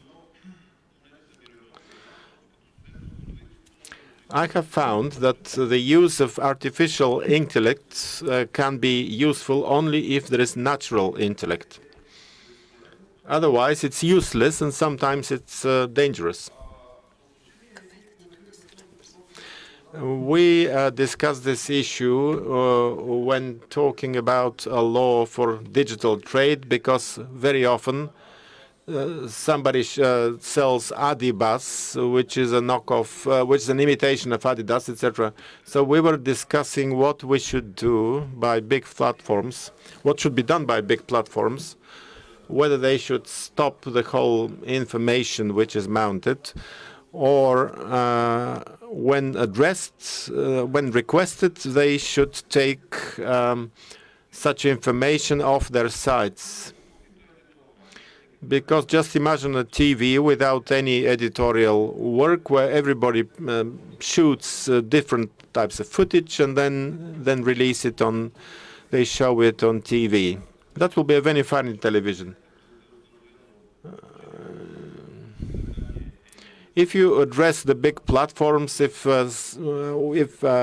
some content is illicit, illegal, like some imitations of brands or certain types, other types of content, they could respond, because they're behaving in a very comfortable way now, the big platforms. They say we're a big environment, we cannot possibly be responsible for what is being loaded on our site. We can only be responsible for the revenues, but when it comes to cost, we live in a free world.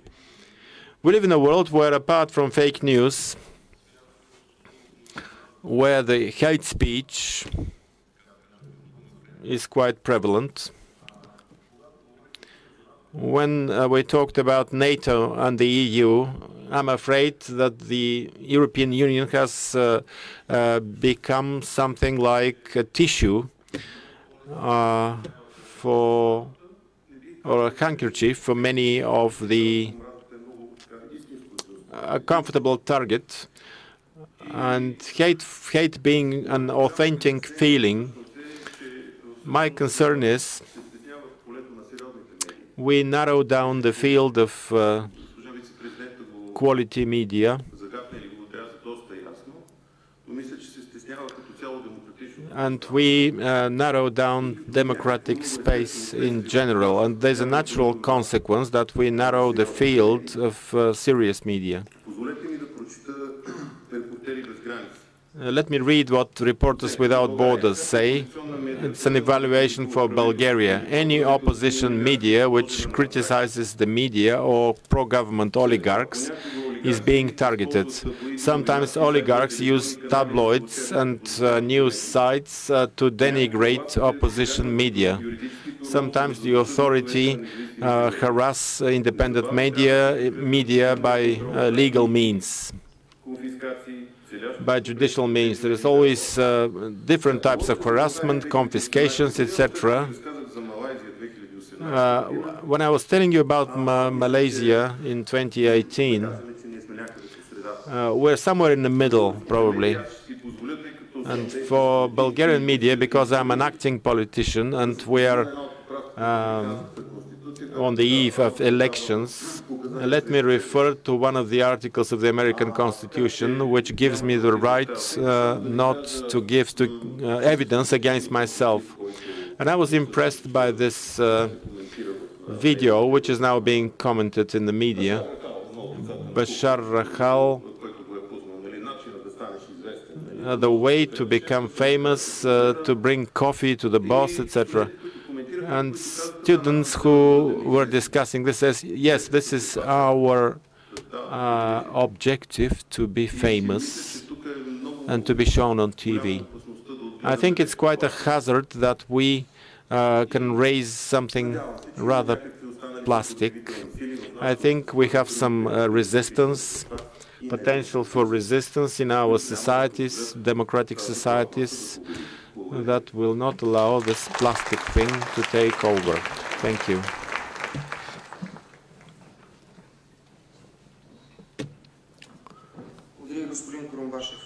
Thank you, Mr. Kurumbashev. Talking about fast food and fast media, they're so fashionable today. But I'm thinking that we shouldn't forget that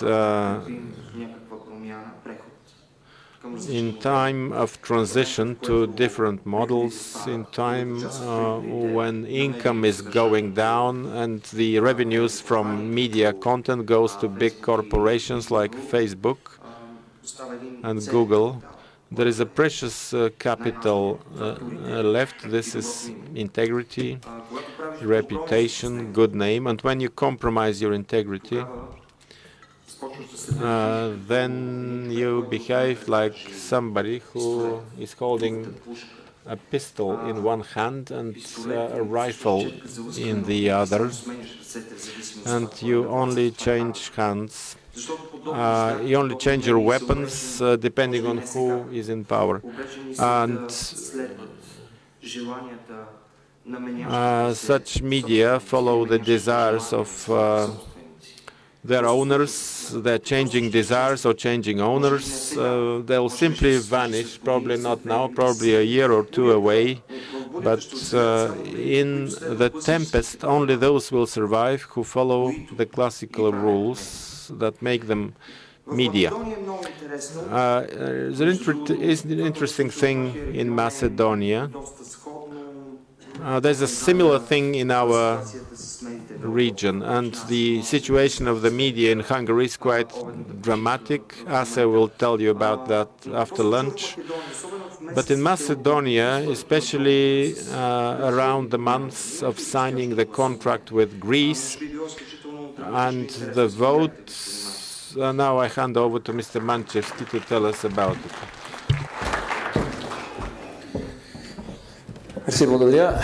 I'll switch in English so that not everybody will understand me. Not some of you. I speak in my own language. I would like to thank the organizers for inviting me and for this opportunity to address this panel.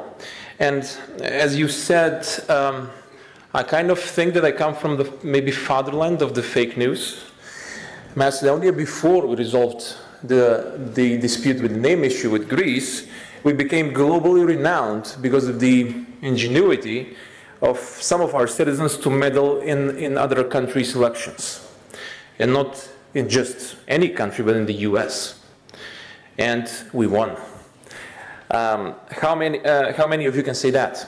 It's very rare to say, but to leave jokes aside, today I'd like to more speak about what we can do, what can be done.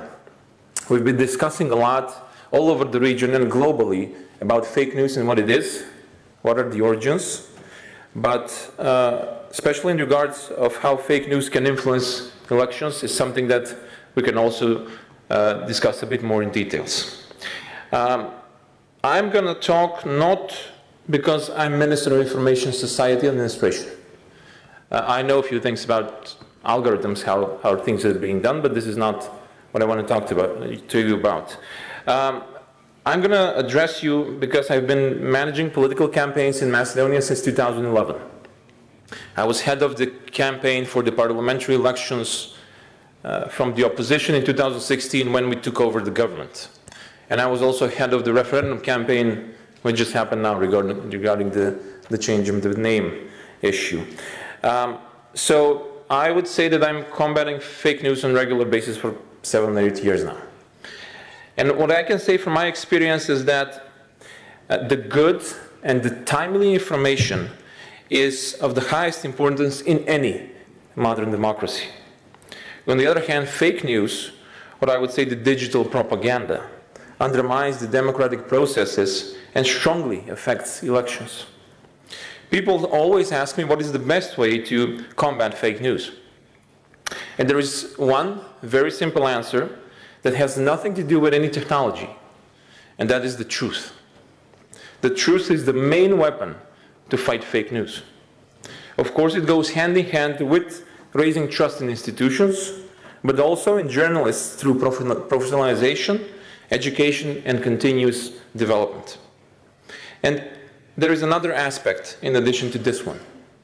The social segment of the digital propaganda, where the citizens' emotions, their hidden fears, but also their very basic instincts are encouraged and manipulated through a deliberate twisting and manipulation. The core of the fake news always, but always, conveys a message of nationalism, division, strife, conflict, strong emotions, hatred, and ethnic issues. What can a government do? According to recent scientific research and analysis by security organizations, state authorities of certain countries are most often behind the scene of the digital propaganda. But the fact that fake news can be used for profit must also be taken into account. States must take concrete and coordinated steps immediately on global level.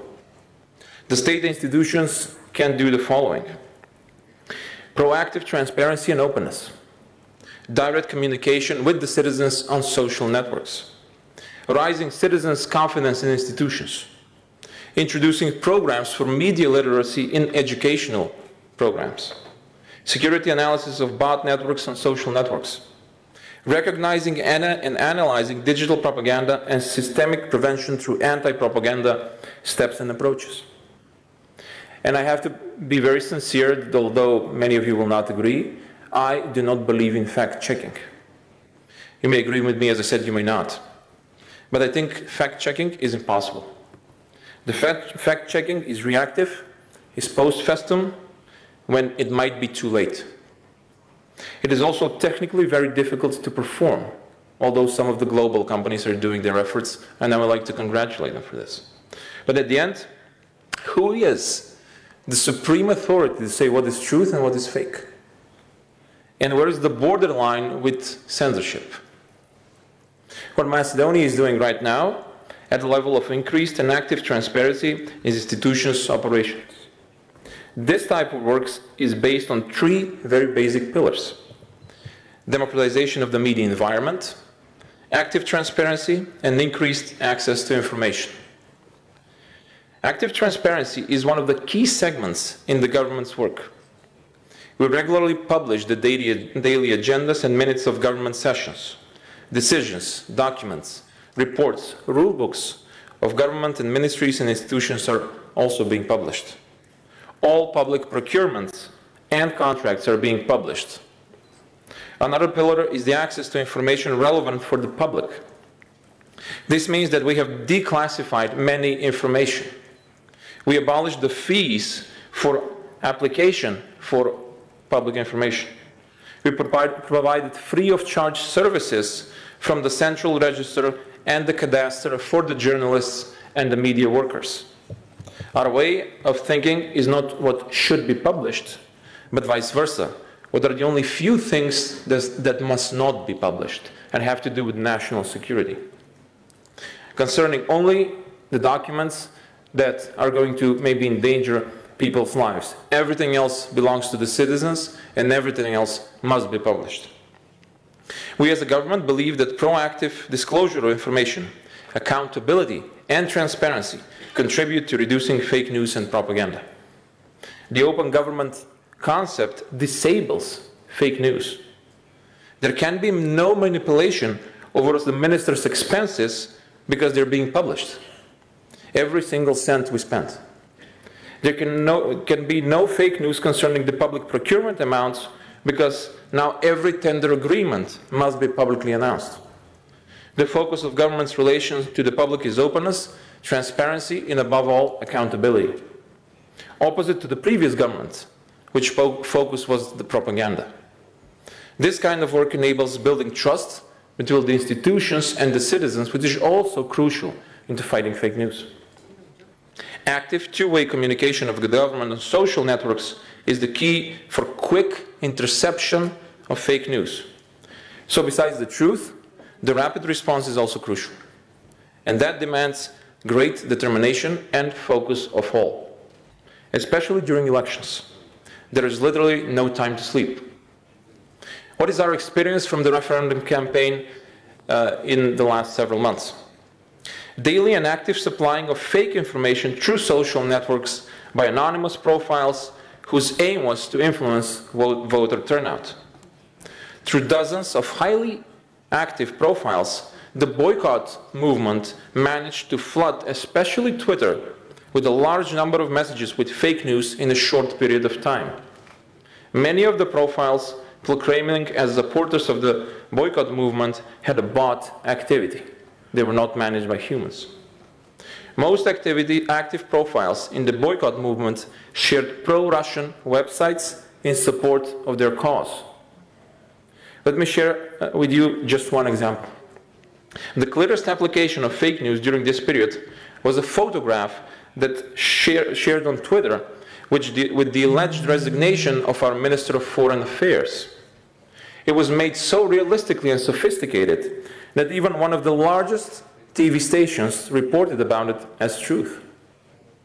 Or a graphic representation, so-called memes, of an anthropomorphic frog character, a character used by pro-Russian profiles in an attempt to influence the presidential elections in other countries, was used as a major part of communication of these social media profiles in Macedonia. These were the same patterns and profiles. These same profiles repeatedly shared photographs of people who turned to vote on the referendum, along with hate speech and direct threat to them and to their lives. And in 2016, it was even more difficult, since I was in opposition. But regardless of anything, we won. And I would say the truth won. Many of my colleagues, politicians, are considering the internet as a threat, even maybe a weapon. And I don't agree. If we start thinking like that, the airplane or even a book, if we hit someone very hard on the head, can be a weapon. But the internet is actually a wonderful tool, enabling us to perform so much better and so much more. But in the hands of wrong people, it can always become a threat to people's lives and to the democracy. I'm a technology person, I'm an engineer. I believe in technology. I think that everything that is bad can be made better with technology and innovation. But at the end, the fake news and the digital propaganda are only the latest episode in the oldest war on earth. And that is the war between the good and the bad, the war between the truth and the lie. And again, based on my only humble experience, no matter how the odds are bad and the challenge is difficult, the problem is big, the mountain is high. If you're telling the truth, believe in the cause, and you're transparent, you will win. Yes, with the help of technology, it's much easier, but the truth will win. Thank you.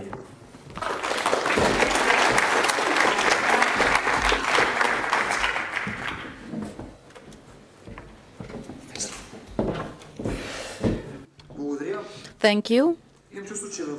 I have the feeling that in the United States we are looking up to there now. Every day there is a battle in the public space. Big media against the administration of the president, administration against the media. And there is something really interesting to look upon. The motherland of the big social network and also the state that first felt the results of the fake news, of the social media. And now I'm inviting Mr. Friedman. I know you speak Bulgarian. He's a deputy governor of the U.S. Embassy. I will speak in English because we are speaking about fake news. Minister Kumbashiev and fellow panelists, excellencies, ladies and gentlemen, thank you for inviting me to participate in this panel, with particular thanks to Solomon Pasi and his team at the Atlantic Club for their hard work in organizing this timely and important conference. As previous speakers have said, elections are the heart of democracy. So elections are prime disinformation target. Disinformation during a political campaign has a basic malicious intent. It intends to sow division, discord, distrust in democracy. It is unclear whether disinformation can swing elections in developed democracies, but ultimately, that is not the goal of disinformation. The goal of disinformation is to amplify political divides. Purveyors of disinformation often have no particular stake in a topic they are using to spread disinformation. In fact, they often try to inflame opinion on both sides or opposing sides of a topic. Their point is not to achieve a specific outcome. Their point is to undermine democracy itself. Traditional media, as previous panelists have said, are vulnerable to disinformation when media outlets do not hold themselves to journalistic standards. But the online world is where disinformation purveyors are most effective. There's the obvious, spreading stories that are patently false. And other speakers have talked a lot about that already this morning. But other methods of spreading false information are more insidious. And that's where we have to learn. Disinformation purveyors start debates in major online forums in the comment section of web pages. These debates amplify and sometimes exaggerate fault lines among major political issues. They aren't starting a debate in order to further a discussion to help work through a problem or a challenge. They begin a debate simply to amplify discord. Citizens who are reading the forum perceive that their society is much more polarized than it is in actuality. The ugly discourse, inflamed by disinformation purveyors, is designed to convince a society that it is too polarized to successfully function. Online trolls will jump into legitimate discussion forums and post vitriol or false information. Their true aim is not actually to insult people or convince people their false information is true, but instead to interrupt civilized discourse. The troll hopes forum participants will respond back, calling the troll out on their bad behavior or incorrect information, and the troll responds with another insult, and the game is on. Other forum participants lose interest and leave the discussion. They don't want to argue, they want to have a productive discussion. One false statement has now derailed an entire discussion, and over time these derailments can create the sense that there is no way for citizens to discuss an issue civilly. Societies, as previous speakers have started to talk about, and I hope we will explore more in the course of today, but societies need to build resilience that will enable them to identify and resist disinformation campaigns. We have to learn to recognize when we're being manipulated with false information. And the definition of false information includes pretend outrage and insults and vitriol. We must learn to ignore disinformation purveyors and their false information and their false invective. We have to discipline ourselves to question the source of information we're reading, whether online or traditional media sources, and the information itself. The challenge is worldwide. It's not unique to the United States. It's not unique to Bulgaria, the Balkans, or the European Union. I do think that Bulgaria is a particular target of disinformation purveyors, however, as are all the Balkans. I have confidence, though, that through forums such as this and the growing awareness of the issue, Bulgarian society can overcome this challenge. Thank you very much.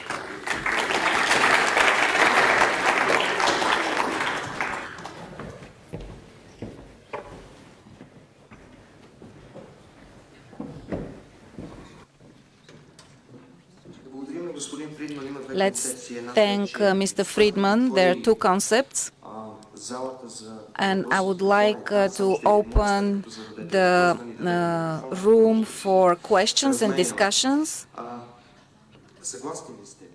Do you agree, dear panelists, that there are two approaches? One of them is to have regulations, to start speaking about the responsibility of everybody in the public communication. The other approach is to give our society to build their own immunity to the fake news. And then we will start, all of us would start thinking, but what would that lead us to? You can raise your questions. If someone wants to answer this question, he's welcome.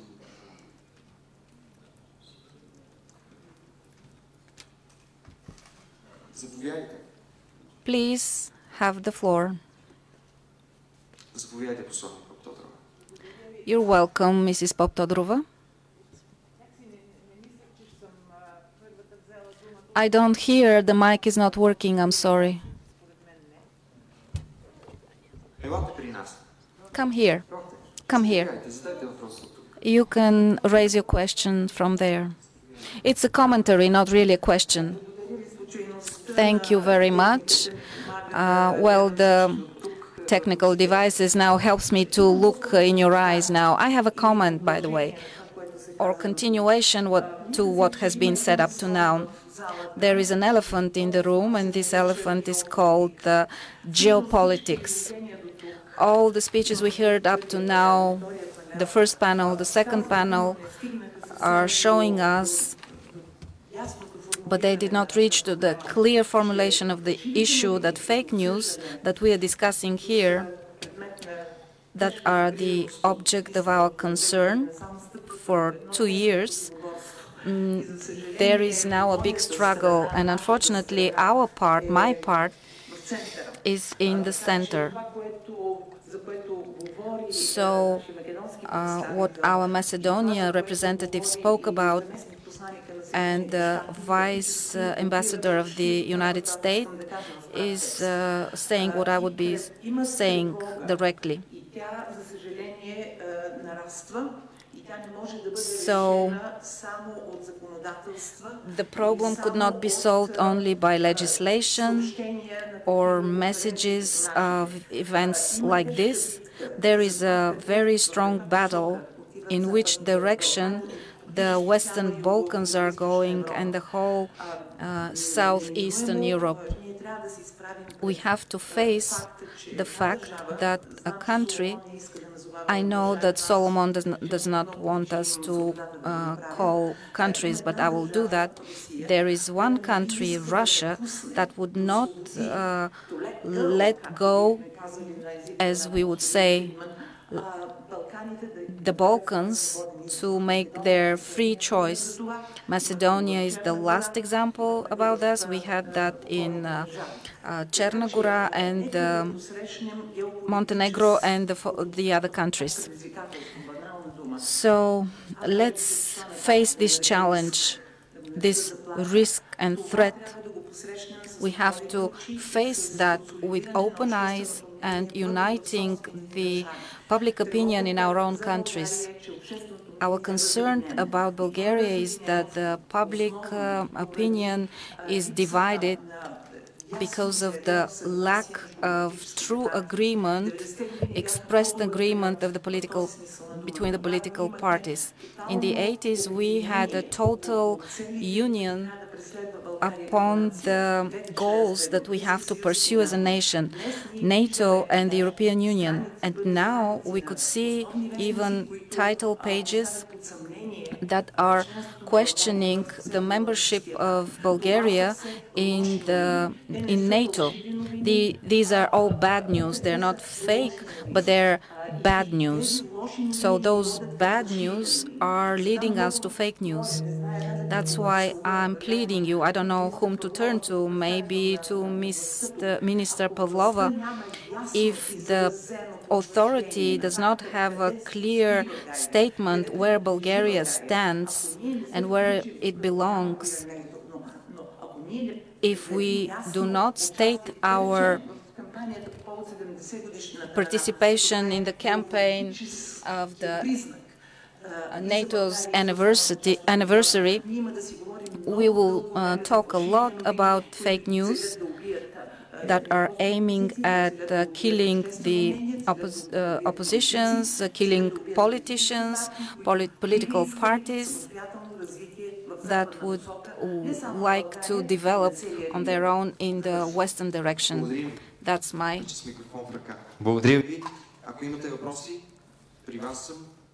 Thank you. If you have any questions, please ask them.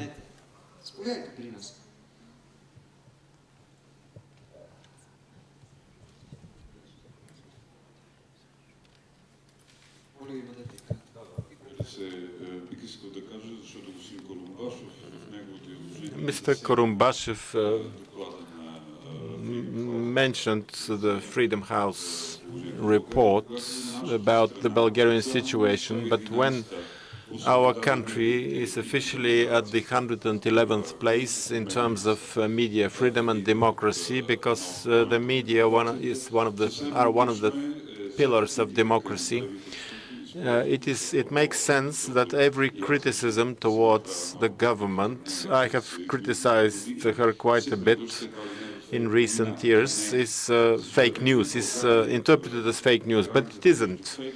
In Bulgaria, the borderline between fake news and criticizing the government is so blurred that one easily morphs into the other. Thank you very much. Thank you very much for organizing this event, which is very timely. I'm the ambassador of Switzerland. I would like to have a brief comment. Some speakers already mentioned education. We have to think what tools we give to our children to live in this new world. And I don't see any other democratic and civilized tool than education. We have to educate our children to have a critical, analytical thinking, to be able to ask to themselves the right questions. Is this information an information or a fake news? And we have to ask ourselves if our education system in our countries, because we are all faced with the same problem, are our educational system stronger? Do they really provide to our children the right tools to live in this new world? Thank you. Thank you very much. Още въпроси? Any other questions or comments? Заповядайте.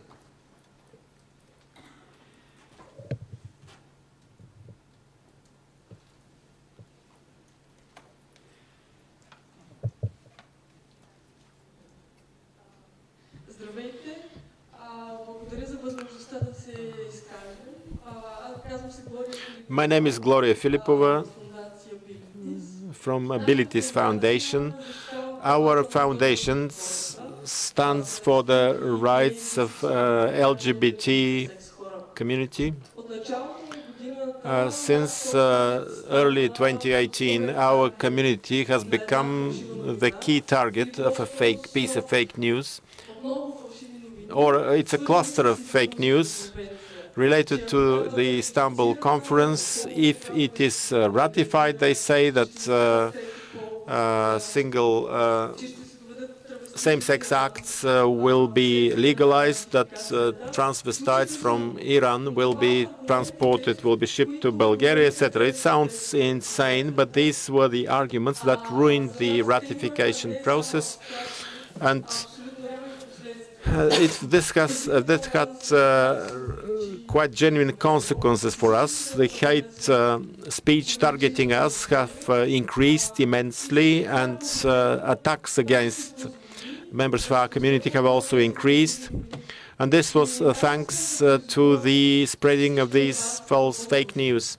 And my appeal is to everyone who is working for the civil sector or a policymaker, those who are policymakers, let's work together. You have influence, we have the access to our community.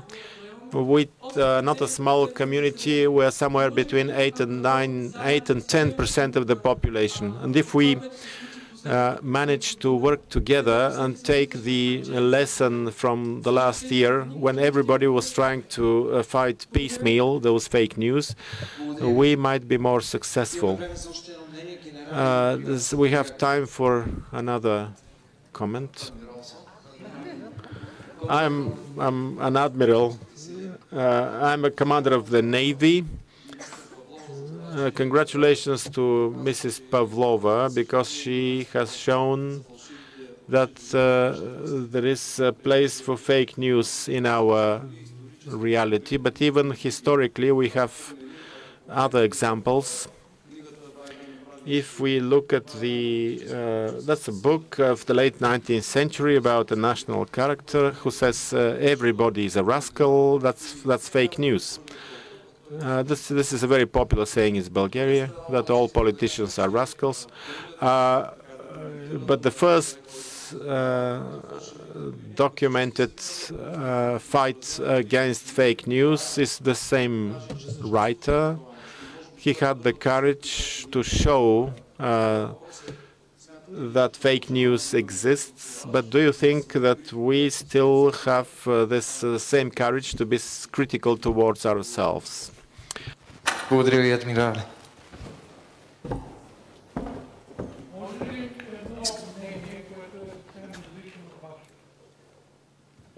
Аз съм представител на художествената интелигенция и на старите фамилии. До сега чуваме само представители на властта. We've been hearing from different people from the ruling elite, but let me tell you about the Istanbul conference. There was an interesting speech from somebody, from the speaker of the prosecution. He said that it is inadmissible that the Istanbul conference should imply some monitoring of the judiciary, and this is something inadmissible by the Bulgarian state. We know that the Bulgarian state is having a big problem with the judiciary. The judiciary is not working properly. It protects interests which some of them might be beneficial to the state, but some of them might be otherwise. We must understand, especially the Socialist Party must understand, that we have to give a chance to create a right-wing space. We don't have a right-wing political space, and we are crippled this way.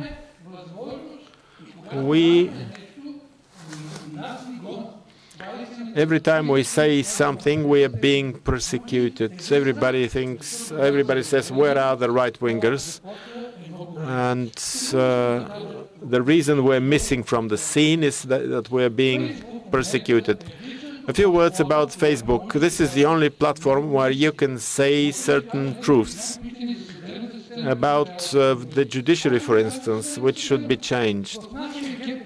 In our criminal codes, there are two laws which fly in the face of one another, and when you want to defend yourself, this is used by the court, and we are unable to protect ourselves. There are high fees in using the judiciary, which makes it impossible to use by normal citizens. The country is perishing. We are talking on behalf of political parties, but they're not real ones. We would like to have a state where every citizen can protect himself and to have real democracy. And this will explode any moment. Do not attack Facebook, because this is the only platform where you can say whatever you think. Even Donald Trump, he said that these platforms allowed me to be outside, to exist outside the media. Now is America developing, is developing economically much better than before.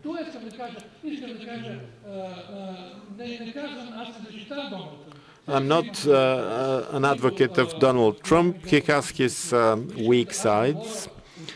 But I'm talking on behalf of the citizenship. Thank you.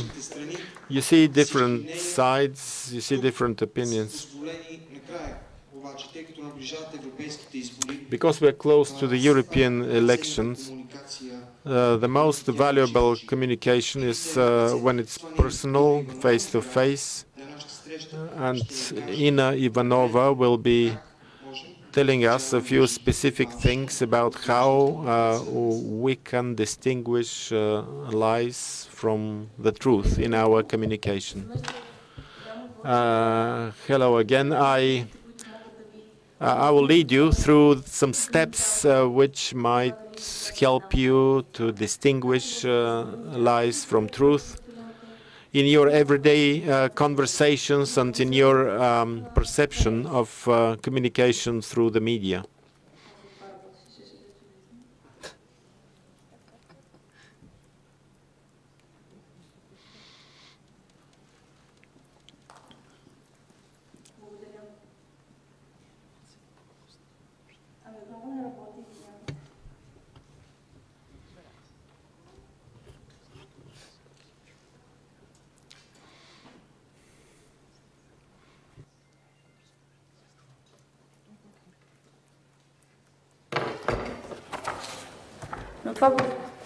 Ина, разкажи ни, а после може да пуснем и клипа на Соломон Паси, но след това.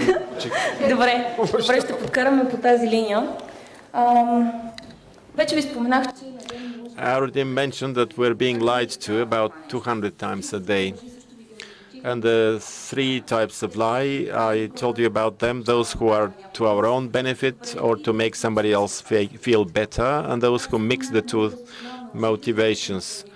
We can distinguish lies, you can tell lies in half of the cases, but how could we upgrade this to 90%? Firstly,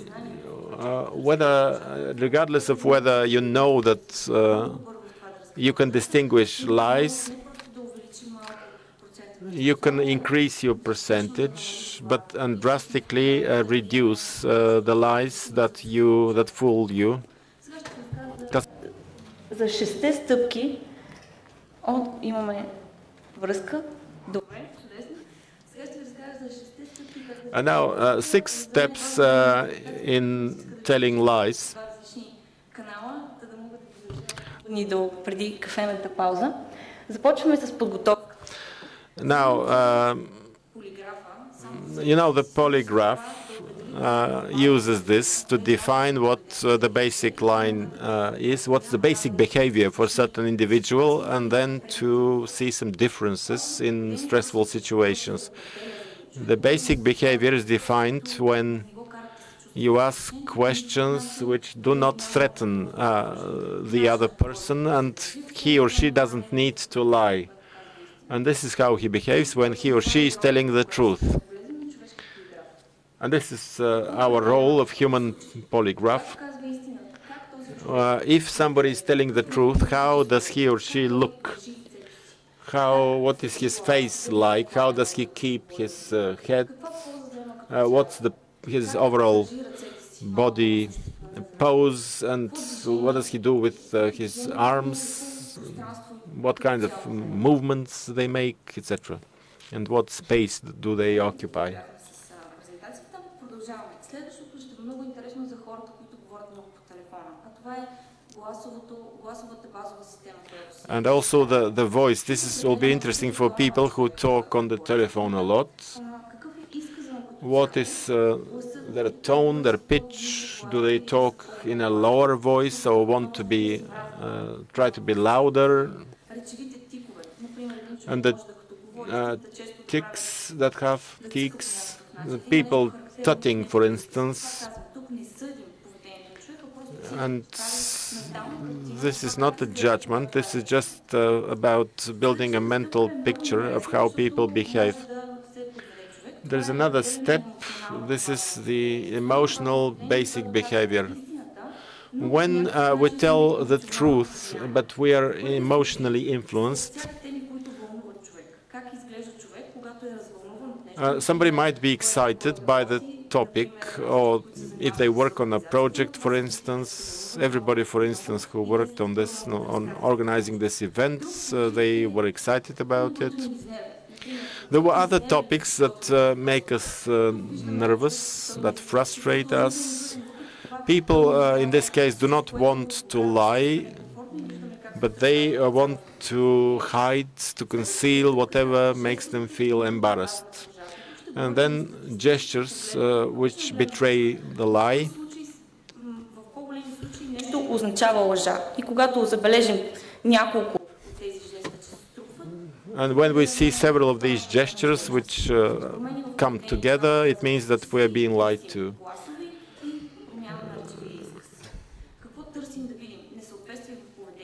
We seek for some discrepancies in the behavior. Somebody says, I feel very nice being here, but there is something which hints that this person thinks otherwise. So false behavior, this intonations that make us feel, make us doubt whatever the person says. When somebody tells the truth, the gestures usually add to whatever they say. But when they lie, they're trying to focus on what they say, and rather than on how they say it. So the verbal element comes to the fore, and then they'll come up with a gesture trying to illustrate that this is truth. In order to imitate the behavior of somebody who's telling the truth. Now, a few words about the physical changes. This is the instinctive reaction of our brain. Nobody likes lying, but because lying leads to issues. And our body knows this, and we're filled with stress, and we are trying to protect ourselves. For instance, we cover our eyes. This is what a type of blocking behavior. And the other type is trying to cover our body with whatever objects we have around us. Even holding something might be a comfort thing. It takes away stress if your hands are busy with something.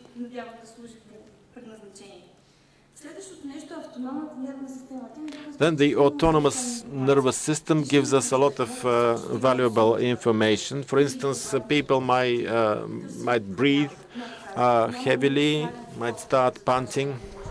There is no universal code, and we're seeking for different changes from normal behavior.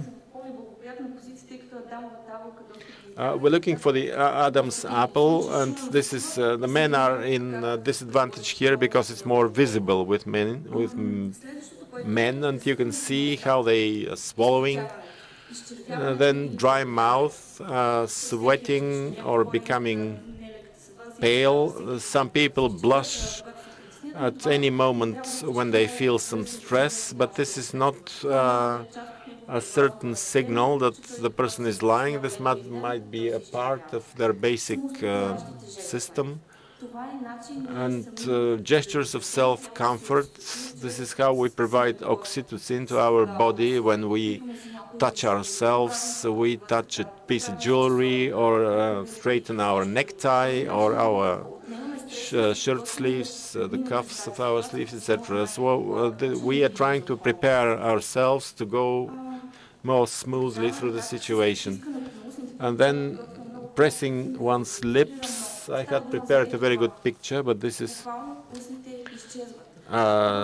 lips are disappearing, literally. This is an instinctive reaction which somehow stops, we stop ourselves from letting out a lie. We're in the middle of a conversation, and when you notice that your interlocutor is doing this,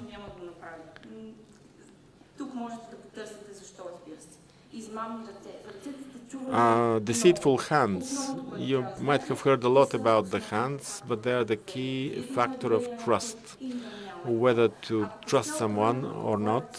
And if I keep my hands here all the time, the amygdala is activated because the hands reveal, and the moment they show their hands, you breathe a sigh of relief.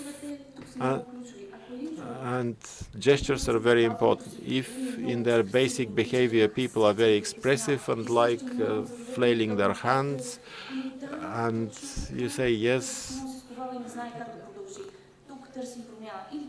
and we are looking for the change from deviation from the normal, and the other way around, if somebody is less expressive and then they start waving their hands and starting to deviate your attention,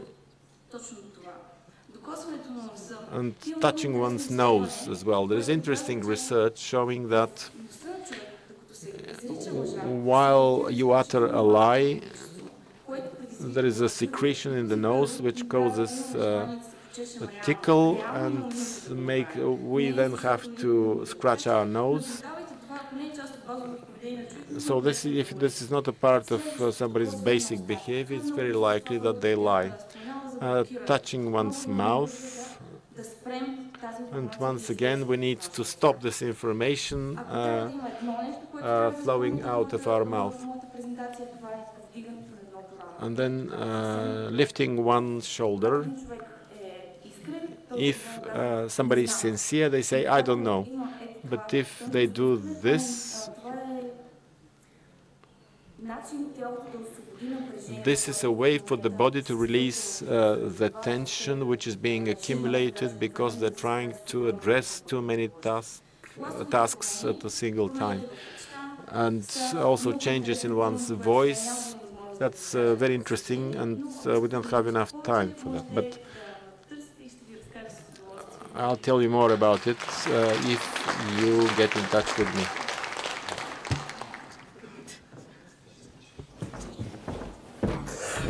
Беше изключително интересно.